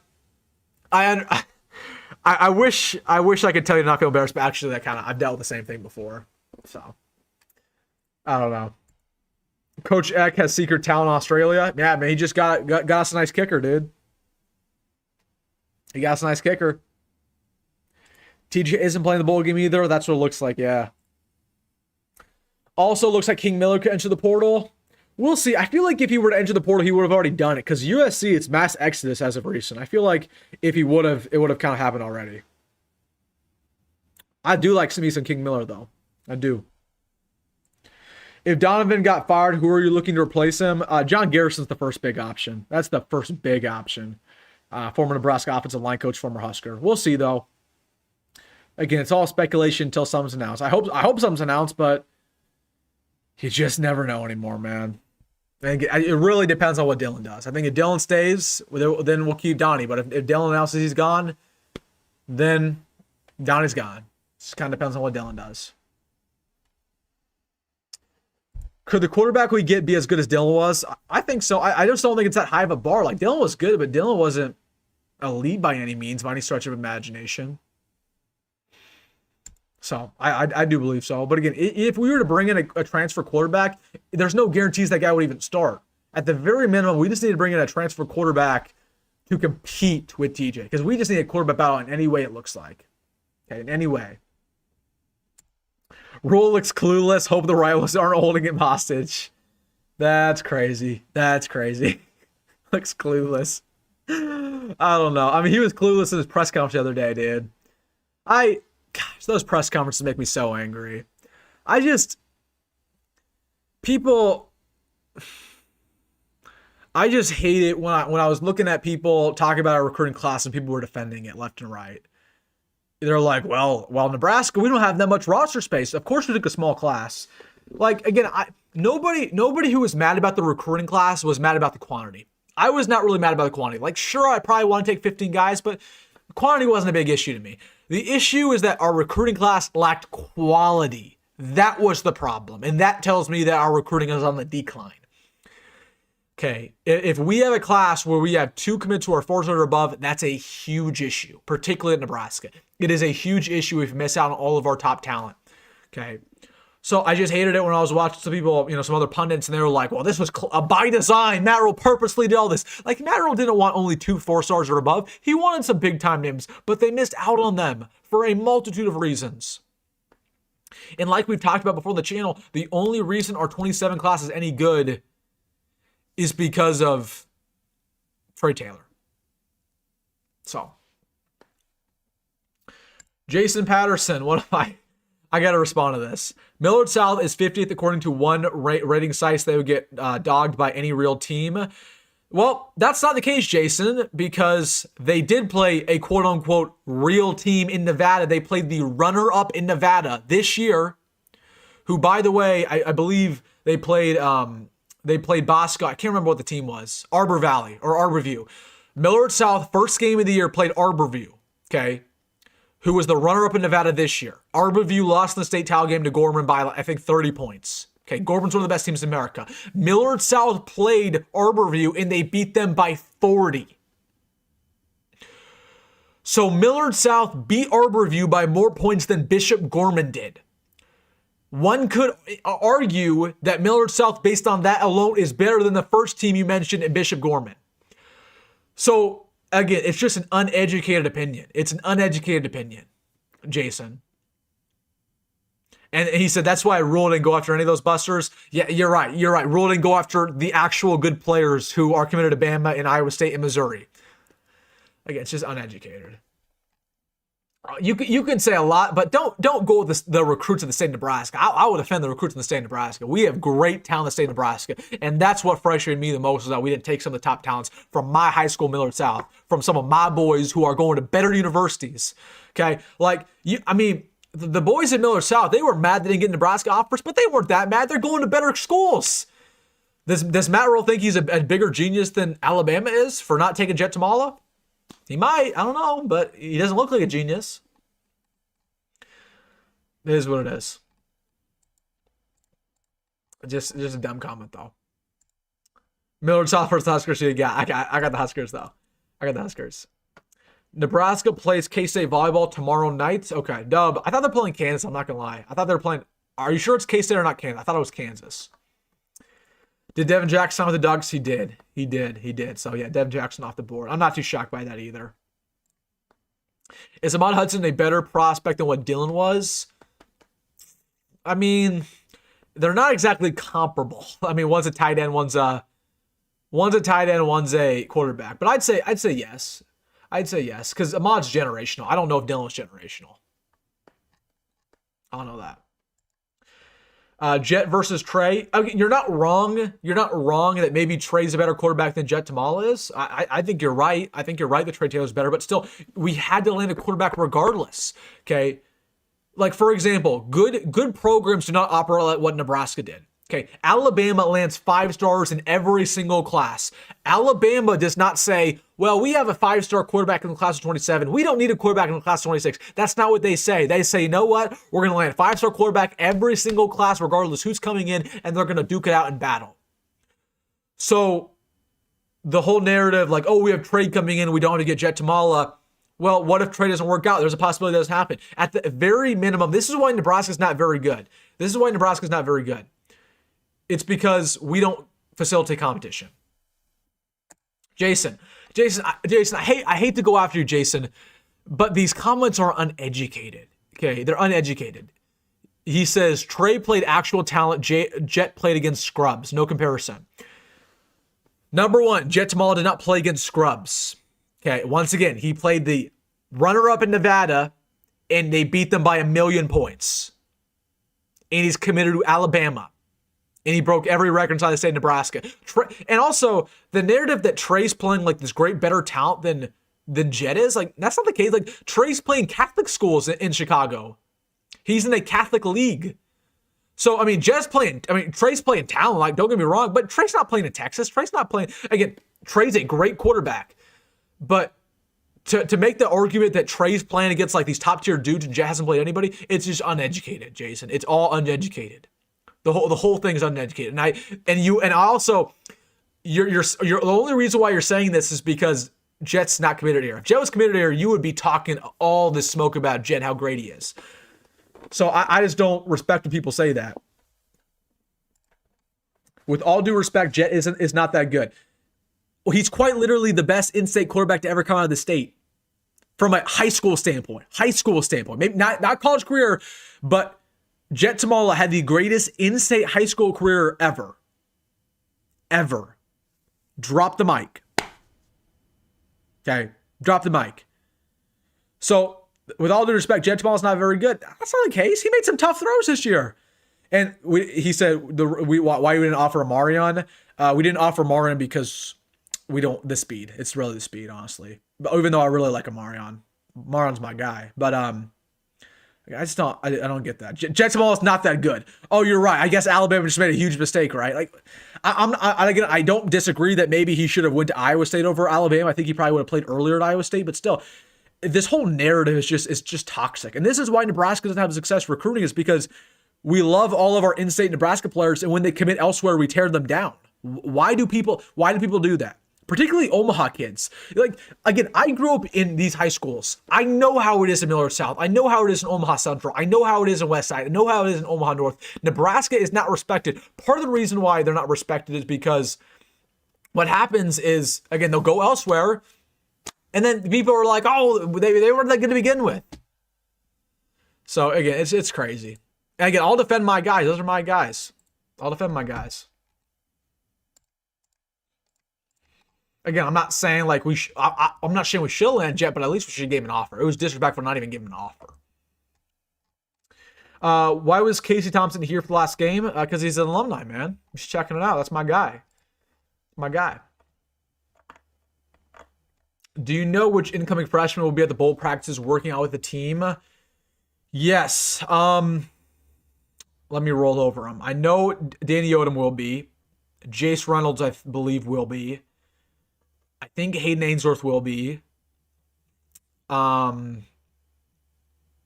might be it. Jamal Rule might be. We'll see. We'll see.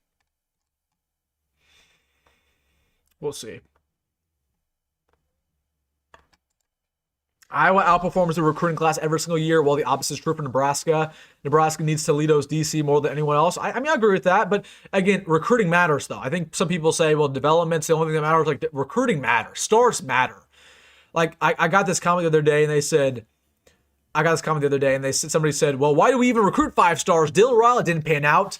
So what's the philosophy then? Are we just going to go get 2-star recruits? Like, recruiting will always matter. It always does. Recruiting matters. Yes, we have not developed very well the past decade, but if anything, that means that we should recruit a higher level. Because, okay, like for example, let's say we don't develop very well. Okay, in that case, we have to get 5 stars because 5 stars need less development than 2 stars. If you get 2 stars and you get no development, you have the worst football program in the Big Ten.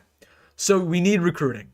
Recruiting is just as important. It just is. That's why you look at the college football playoff every single year. The teams with the best recruiting classes are the teams that have the best, in real life. It's just the way it goes. We play K-State. Okay, I thought it was Kansas here. I think, okay, you're right. That should be a sweep for the girls. That should be a sweep. Who do we play? Who does Nebraska volleyball play if they win? Do they play Kansas in the Sweet 16? Let me look. Hold on. Let me look at the volleyball bracket real quick. I will make this promise right now. If Nebraska volleyball wins the national championship, I will make a video about it. I've made one in my career, and it was when John Butler retired. And I will make another one if we win. Let's look at this real quick. Okay, yes, we play K-State and then we play Kansas. That's what I thought. Honestly, they have a good role here. I mean, Louisville will be a little bit tough, but they should roll through Louisville. Louisville's had an off year. And then they'll play Pitt in the semis. That's a tough game. Like that, Nebraska versus Pitt in the semis is going to be pretty much the natty for volleyball. That's going to be the natty. And then if we beat Pitt, we'll play Texas or I think Kentucky, right? Texas or Kentucky. Yeah. And that will not be as big of a challenge as what would be Pitt, in my opinion.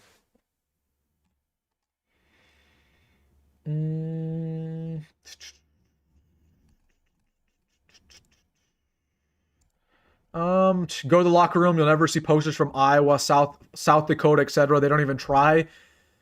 Yeah, I agree. Yeah, they don't. Again, we talked about that in the past. Like, they don't. Nebraska has never really stepped foot never really stepped foot in Millard South. I think Matt Rule stepped foot in Millard South once. Like, I never saw Matt Rule at Millard South, ever. I saw Ed Foley there a couple of times. I think Tony White was there once. And I think maybe Matt Rule visited like the second he got hired, but that's about it. Matt Rule never stepped foot in the high school. Matt Rule barely steps foot in Central, which is crazy, even though we got Torrey Pittman. Wilson, thank you for the super chat, by the way, Joshua. He says, do you think it will be Nebraska versus Utah or Arizona State in the Las Vegas Bowl? You have to watch my video from earlier today. No, I'm just kidding. It'll be Utah. It looks like it's going to be Utah. It looks like it's going to be Utah. It looked like it's going to be Utah. Trey Taylor says, this might be Trey Taylor. You never know. This might be Trey Taylor. He says, that's not an educated take. I actually do think this is the real Trey Taylor. I actually do think this is the real one. He said, it's not an educated take. The Catholic League in our state is the best in Illinois. Too many colleges don't take a quarterback in each class. Like, I agree with you, Trey. Like, again, you're playing talent over there. But I was more so going off the fact that the other guy said that Jet hasn't played any talent. Okay. Jet's played talent too. Like, I think the take that you're playing a lot much better talent than what Jet is, I don't know if that's really the case. Like, maybe you could argue playing better talent. I think that's agreeable, right? You had a great battle against Israel Abrams earlier this season, but still, I think what people are saying about Jet, like, they're like, oh, this guy's overrated. He's from Nebraska. It was good Nebraska to take him. I just don't know if that's really the case. I believe that Nebraska should always have competition. Always have competition. We'll see. Good. I mean, it's a good point. Again, I'm sorry. You got talent over there. You got talent over there, Trey. You got talent over there, man. But I'll tell you what, I've been adamant about this. Like, I would have loved to take Jet in the class 26. I would have loved to take you in the class 27. Have you guys duke it out? I mean, that's how it works. And we've talked about this before, Trey, with our conversations. Like, we need competition always. Always have competition. That brings the best out of people, rather than just being handed the job, right? It's best to go through competition and go through the tough times. That's going to make you the best quarterback overall. So I do think that's a real Trey Taylor. Sometimes we get fake Trey Taylors in here, but I do believe that's the real one. Shout out to my man Trey Taylor. Let's see. When John Butler retired, I don't think did he retire? I don't think that's the case. I don't know where John Butler's going to go, but did he retire? I don't think so. Will you make a video about your reaction of John Gruden? Would love to hear your inputs. Maybe. I'll watch it tonight, man. I'll watch it tonight.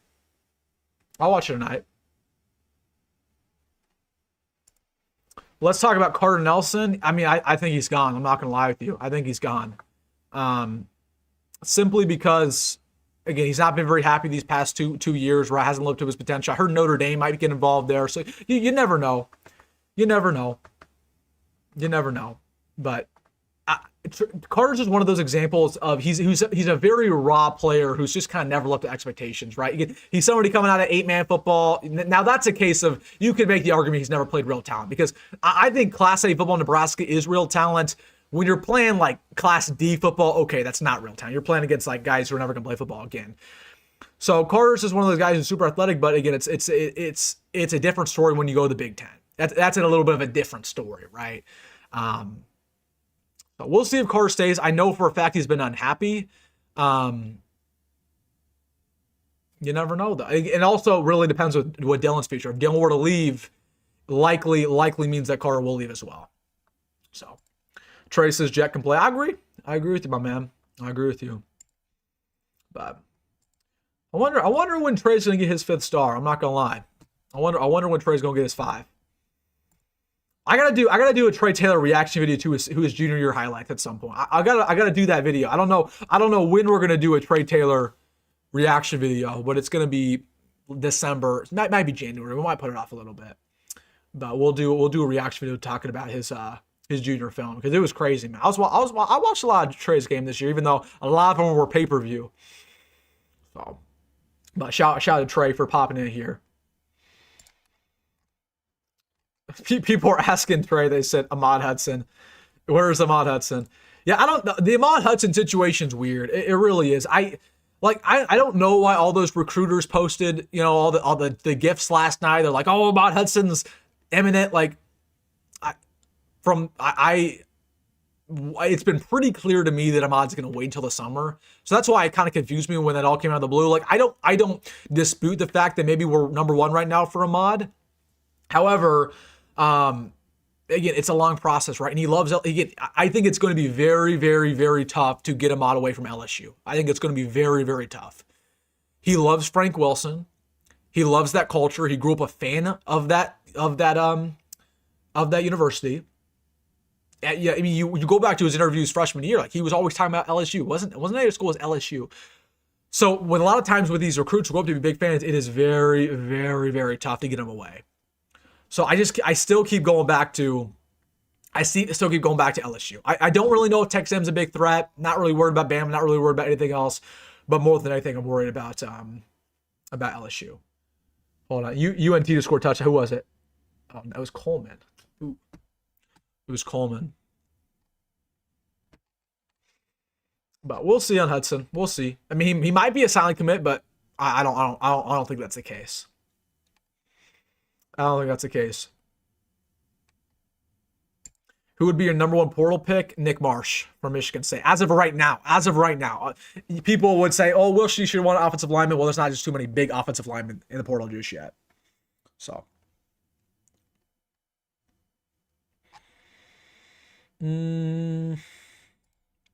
Wilson, dude, please tell me you've seen every game of the 95 Huskers. Of course I have, man. Yeah, every one of 95, 97, 94. I've watched every single one of those. But I'm at the point now where watching these 90 games don't even excite me anymore. I just watch honestly, I watch the 70s when I'm bored. I just watch the 70s stuff. I just watch the random stuff from the Devaney era, man. Just for fun. What's the chance we get Ahmad Hudson? I don't know, man. We'll see. We'll see if Trey wants to give us an update in the chat. But again, our odds right now are good, but it's going to be a very long process. But what I can tell you also for a fact is that I can tell you this for a fact: our NIL is number one.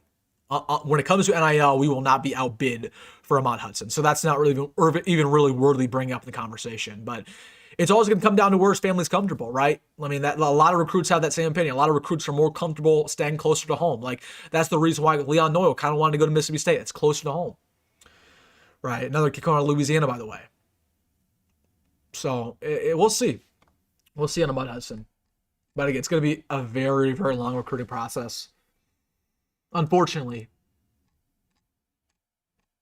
What do you think about Jones transferring to Iowa to play with his brother? That's not happening.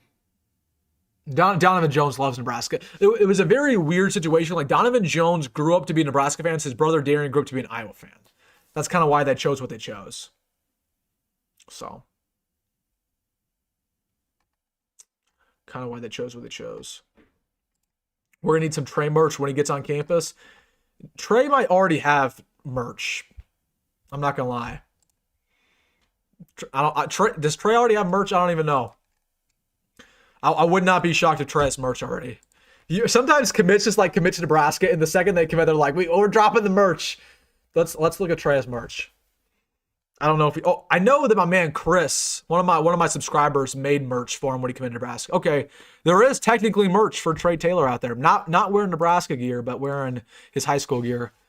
These are all right. These are all right. I mean, go support Trey. I mean, I don't know if Trey's getting the money from this. He might be. But yeah, we'll need some Nebraska gear. I know some merch designers. Trey can get some Nebraska merch going.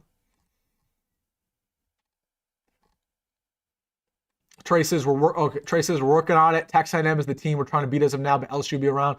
I mean, yeah, Texas A&M got money, man. They got money. I mean, that's the issue. That's the issue. They got money, and really, but what you couldn't say about Texas A&M in the past is that they don't develop and they can't win. But now they're winning and they're developing, right? They got Mike Elko, who's a big players coach. Elko is kind of similar to Matt Rule in a way.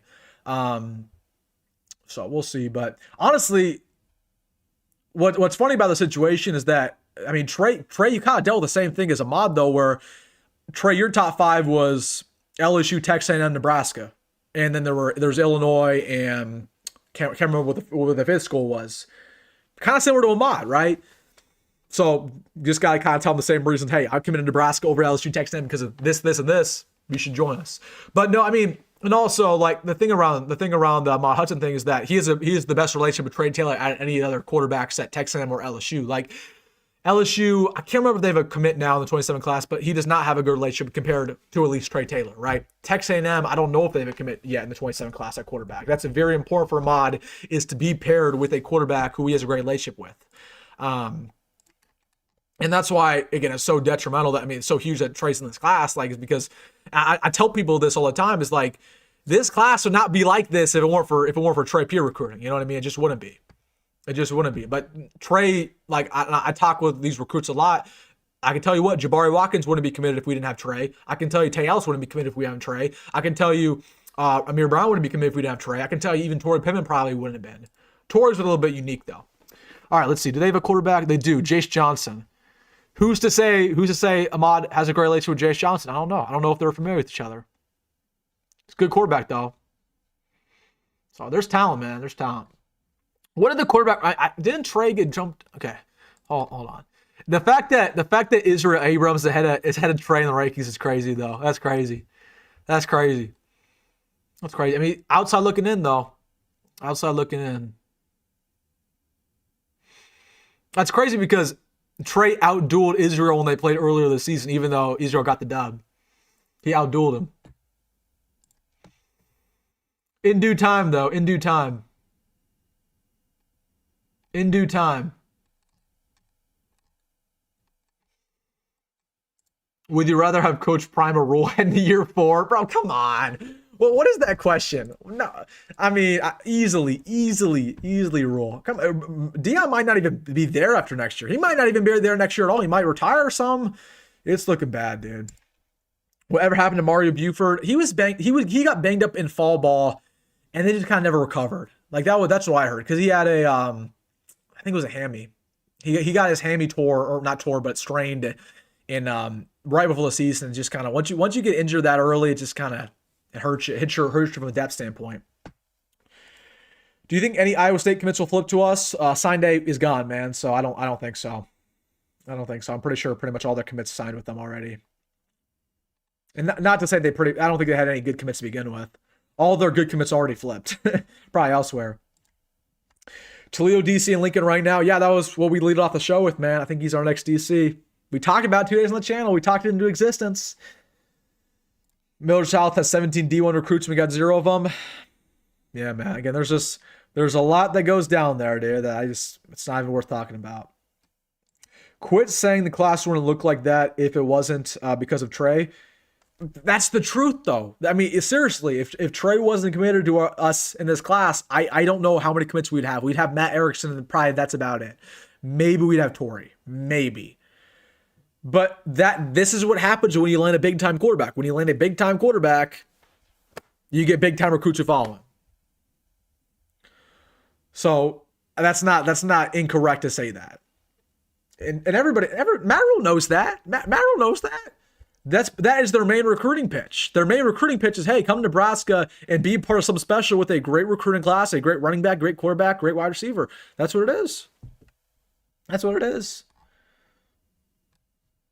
That's what it is. I mean, that's how the best teams operate as well. Traces, yes, we have been talking about playing together for 2 years. LSU does have a quarterback talent as well. Yeah. LSU got a solid quarterback. But again, I mean, like we already talked about, it's a relationship factor. So we'll see. And again, I know for a fact that money's not going to be an issue. It's just where he feel comfortable with and how far away from home he really wants to go, you know. Does he really want to go up to Nebraska, which is kind of far away from Louisiana, far away from Ruston, or does he want to stay in Baton Rouge or even go to Texas, which is really not that far away? Like, that's not only his decision, that's his mom's decision, making sure his family's comfortable. But we'll see. But again, it's something that probably is going to happen this summer. It's probably going to happen this summer. It's probably going to happen this summer. And that's why it's imperative. Like when Ahmad Hudson is on campus during the summer for that first OV weekend, probably like June 6th, it's imperative we get everybody there. I mean, it's imperative we get Trey there. It's imperative we get Jabari Watkins there. It's imperative we get, Tay Ellis there. It's imperative we get all these boys there to peer recruit them and make it feel like a family, man. Because that's really what it's going to be. It's probably going to be around June of next year.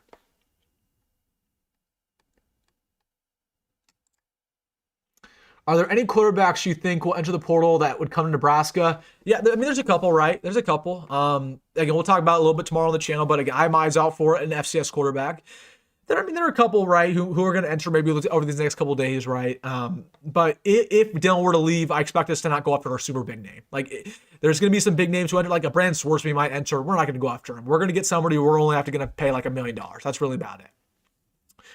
In order for us to save money for the offensive line. Okay, we're not going to lose Dylan Raiola and then get somebody to pay him more money. That doesn't make any sense.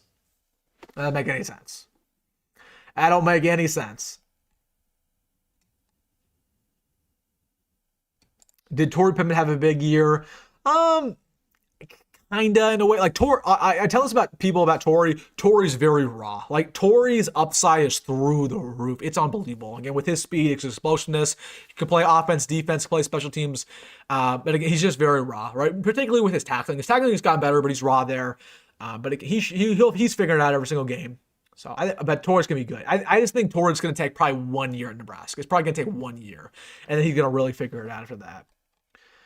So, but I hope we land Kaahaaina Haney. I hope we land Kaahaaina Haney to pair alongside Mir Brown. That would be such a good duo. Such a good duo. I love Nitro Tuggle. Did Nitro enter the portal again? What did Nitro do this year? Because there were some rumors we would go after him last year. What was his stat line? Nitro, ooh, okay, 500 receiving yards. Yeah, I remember Nitro. I remember. Do we think he's going to leave though? He probably will. Yeah, that's interesting. I think Nebraska, we're going to take probably 2 or 3 receivers in the portal. We probably will. Why didn't Nebraska go after Middle South quarterback harder? It's because we had Dane, and we thought Dane was going to sign. It's crazy to me, though, how they didn't even give Jed an offer, though. That's crazy. That's crazy, man. It is what it is. It's in the past. It's not even worth talking about anymore. Utah and Vegas blowout city. Yeah, I mean, we're so banged up though. We're so injured. It's not looking good. It's not looking good. You think Dylan will leave?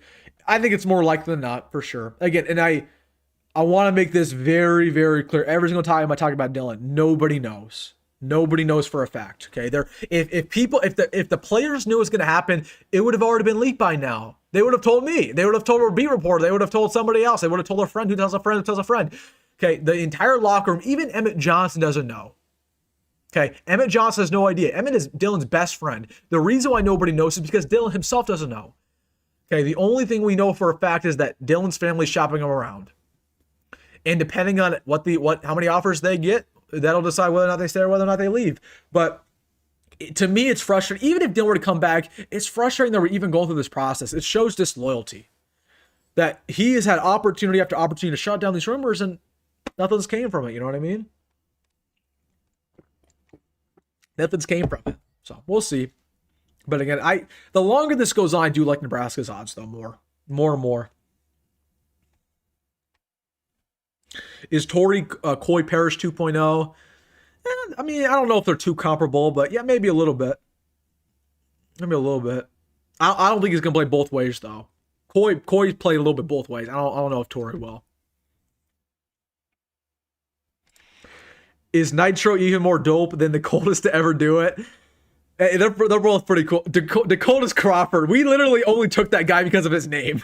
We said, you know what? We're not even watching the film. Dakota's Crawford. That sounds like a Nebraska Cornhusker. Man, the Scott Frost era was rough. That was rough, man. We landed top 100 O-linemen several years in a row. Is Bricks doing well? Tell me I'm wrong. Our O-line recruiting has done pretty good. Yeah, I agree with you. I think our O-line recruiting's been solid. But Grant's still a year away, I would say. He's still a year away. And he's a guard, not a tackle. I don't know why they're trying to force him at guard. Like, he's a guard, or excuse me, they're trying to force him at tackle. He's a guard. He should not play tackle. So, how much money does he need? Man, money talks. He needs money. And it's not really, I don't know. I don't even know how much it's Dylan's decision. I think it's mostly Dom that's pushing it. I really do. Again, that's all I want to make sure I'm saying it's all alleged, right? Like it's all rumors, but you just never know. You never know anymore. How have you ranked our DCs? Who's your number one guy? I mean, I'd say Leonard's my number one guy. I just don't really know how realistic that is. I would go Karras number two, and I think it will be Karras. I think if we wrap this up pretty quickly, the price tag's right. If Toledo doesn't end up trying to get him as their head coach, I think it's going to be Karras. Wilson, have you thought any more about possibly doing some collabs with other YouTubers in the offseason? Maybe adding character, etc.? Maybe. I don't know. I'm just not a big collab guy. Like, again, if these guys contact me, I'll be intrigued, right? I don't know. But that's just not kind of what I do, honestly. Like, I know a lot of people do that. I'm just not the type of guy to go and beg people for interviews or beg people for collabs. I'm not the type of dude to go beg recruits for info or beg recruits, hey, please come on my channel. I'm not that type of dude, you know what I mean? I'm not that type of dude. So again, if Adam were to give, like, Adam has my phone number. Adam has my phone number, so he can give me a text if he wants, or any of the other guys can give me a text. Like I'll support. Like, there's a lot of kids who make YouTube channels because I inspire them to do so. I support all those channels. I've won a couple of those channels. Like if people want me on there, I'll be on there. But as for people coming on my channel, I just don't know. I don't know if I'll do that. Like, I'd be more interested in player interviews. I'd be more interested in recruiting interviews, but I just don't want to be that guy. I don't want to be that guy to go into recruits DMs and be like, go on my YouTube channel. Like, we're a big channel. This is a big channel. I mean, it get a lot of attention, but I don't know. I think it's weird when, like, I think it's weird when I see, like, recruits who are interviewed by, like, 4-year-old, like 6-year-old dudes. Like, that's a little bit odd. Even though I'm 19, I'm these recruits' age, but I don't know. That's just me talking. So to answer your question, probably not. Probably not. I don't know. Probably not. Did you hear the OSU receiver coach is headed to go North Texas? He's going to South Florida, my man. South Florida.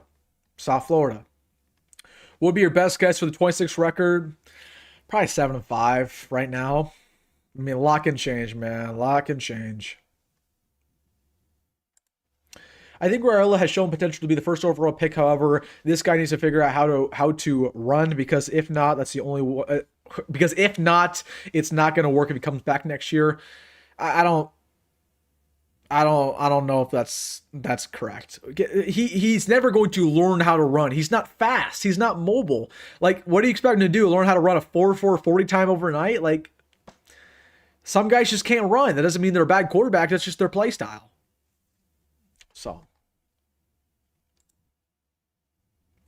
if Toledo DC comes to us, will games like Ohio State, Oregon, Washington be low scoring? I mean, you hope so. You never know, but you'd hope so. I mean, we'd have a better chance than somebody else. Is there a good Toledo defensive players we could steal if we get our DC? Yeah, there's two that we talked about earlier. There's the safety and there's a linebacker who's their tackle leader. There's two, both of which are juniors. How is our injury report more substantial than other teams we play on a consistent basis? Yeah, that's interesting, because want to know what's really interesting about that? We don't even tackle that much in practice. Like, we tackle very little. That's why we're kind of a poor tackling team. I don't know what it is, because we get injured in spring ball too for whatever reason. It's a good point.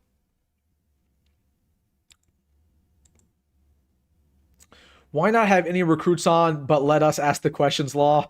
Yeah, let the comment section ask the questions. I don't know. Based off some of the questions you guys ask me, I don't know if I really want to subject a recruit to that.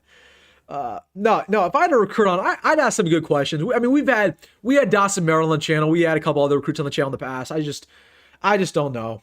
I don't know. Like, yeah, I don't know. Maybe it's just a maybe. It's a maybe. It's always gonna be a maybe.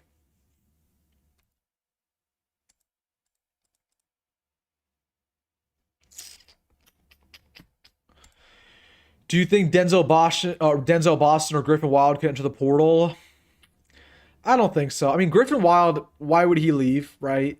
Northwestern, while they're not a very good program, it's a Northwestern degree. So usually people don't really transfer away from Northwestern.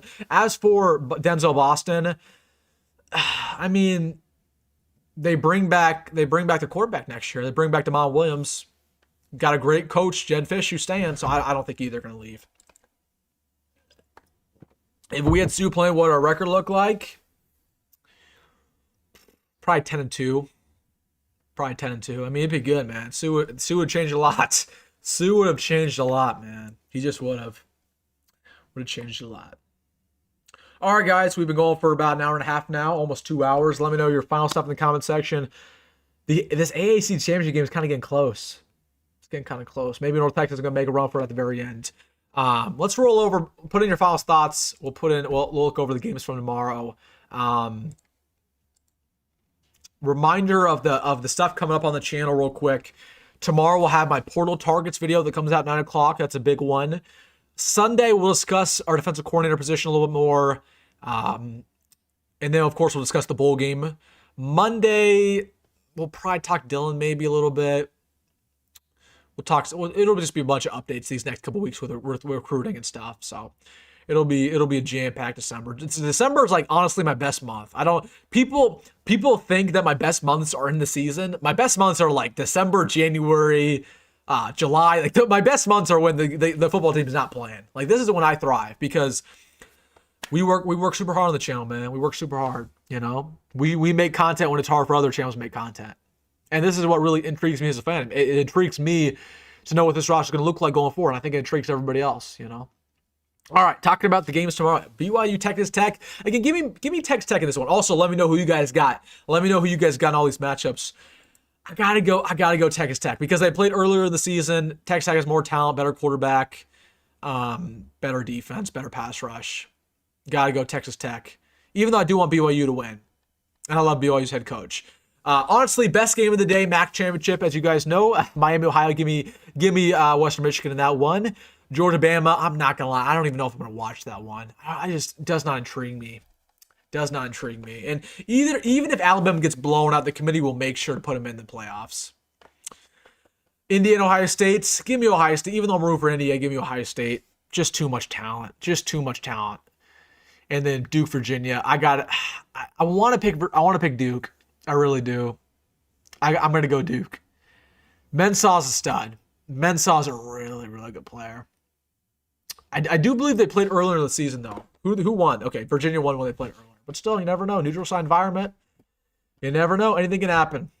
Anything can happen. All right, getting back in the comment section. Super chats.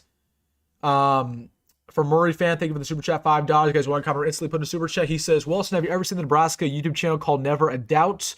Also, if we lose the bowl game, let's get a collab with John on the toilets. John Johnson. That's my guy, though. That's my guy. Maybe not on the toilets. As for the podcast Never a Doubt, I think I saw them on Instagram. They're the ones who like sing and stuff, right? I don't know what their channel is. It singing or is it Nebraska football? No, they're funny. They're funny. Yeah, they're funny. I wish them the best of luck. It looks like they just started and they're already finding some success. So I wish them the best of luck because they're doing a really good job so far. Do you think we'll fire Braden? I do. I think we'll get Karras and they'll fire Braden. Are you optimistic about Dawson and Dylan Rogers? I'm optimistic about Dawson. Dylan's interesting. I think Dylan's kind of reached his ceiling. I mean, he wasn't that big of a recruit. He's already in his like third year, so it's a little bit tougher. Did Sumrall stay for the playoffs? Yes. You're eating hot dogs and pizza and Chinese food and ramen noodles all week long, and you think you're going to be able to perform at an elite level in NCAA football? David, what are you talking about? Are you talking about my diet? Are you talking about my diet? I do not eat that kind of food. I'm not eating that kind of food. Pizza, ramen noodles, dude. Ramen noodles. This is my hot take. Ramen noodles is disgusting. I do not like ramen noodles at all. I cannot stand ramen noodles. Cannot stand it.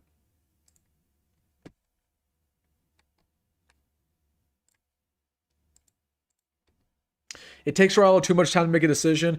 Yeah, I mean, that's his problem. It's the processing. It's the pocket presence. Yeah, I agree with that.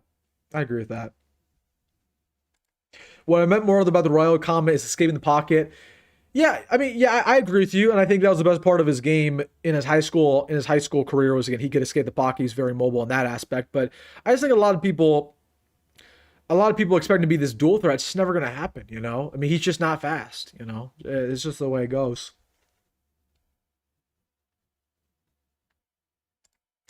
You know, Wilson, are you like getting sick of Ohio State Buckeyes winning against the Huskers? Yeah, I'm absolutely sick of it, dude. But is that ever going to change? Probably not. It's probably not gonna change.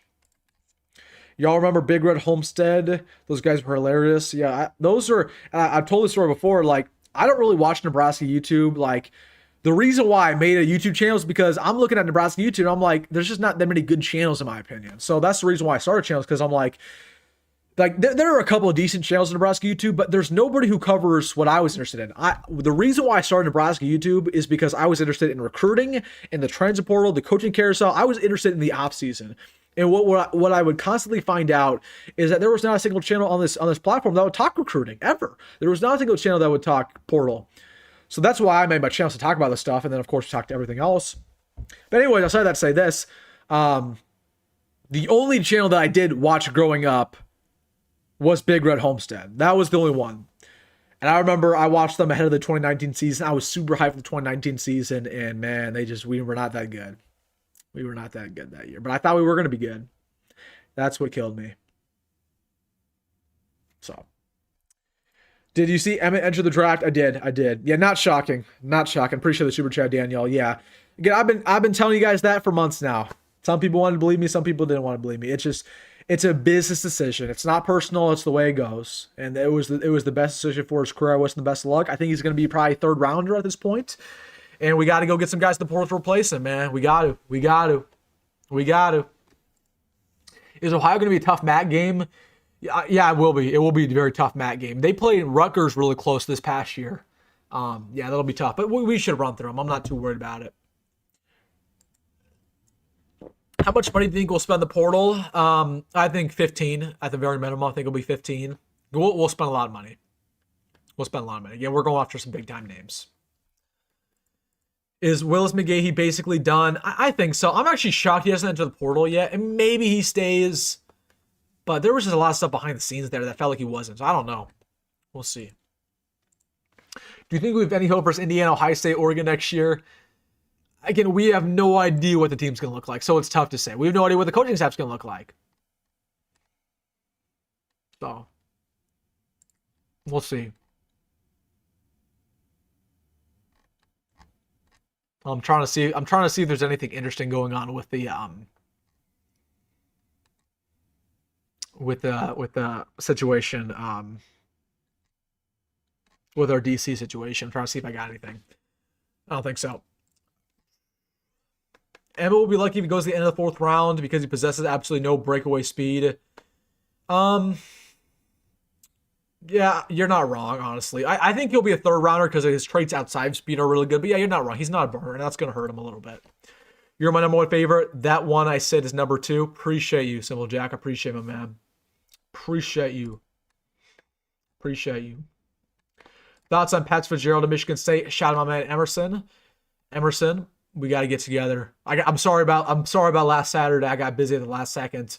Emerson, we got to get together once the semester's over. I'm done after this week. Anyways, he says thoughts on Pat Fitzgerald to Michigan State. Really good hire. Really good hire. Any idea who our next defensive line coach will be with Terry? It's tough to say. I think it's going to be Vince Carrick's going to make the hire. It's going to be some random guy, honestly. It might be Toledo's current defensive lineman or defensive line coach, assuming Vince Carrick's our guy. Whoever we hire, it's going to be somebody the defensive coordinator is very comfortable with. So, all right, guys, is that it? Is that it for the night? Is that it? I'm trying to check my text to see if I've received anything these past couple hours. Reminder: follow me on Twitter. I released the Vince Karras tip a little bit earlier than the national media. So again, follow me on Twitter. Follow me on Instagram as well. I'll follow you guys back tonight. So again, follow me at WilsonDittman on Instagram if you haven't already. And let's see, any final stuff here? Is our quarterback from Purdue cooked? I mean, he might start the bowl game, so we'll get an opportunity to see. Does Emmett get drafted higher with the O-line? Yeah, probably. Okay. All right, boys. I'm done for the night. We went about 2 hours. We went a long time. I appreciate you guys as always. Again, reminder, we'll be back on the channel tomorrow morning, 9 o'clock. Big time video. Talking about transported targets, and we'll talk about the bowl game as well when it gets released and a bunch more. So stay tuned for all that. It's going to be a busy month on the channel. Make sure to put bell notifications on as well. Appreciate you guys' support as always. Trying to think if there's any other things I need to discuss. That's about it. That's about it. I'm gonna sit here tonight and I'm gonna watch probably a Christmas movie. I'm not gonna lie. I'm gonna watch the end of these football games. I'm probably gonna turn on like Elf or something. Just because I'm trying to chillax before I got finals next week. All right, guys. Have a great night. Go Big Red. Go my roll. See you tomorrow. 9 o'clock video. Transported targets. I will see you then.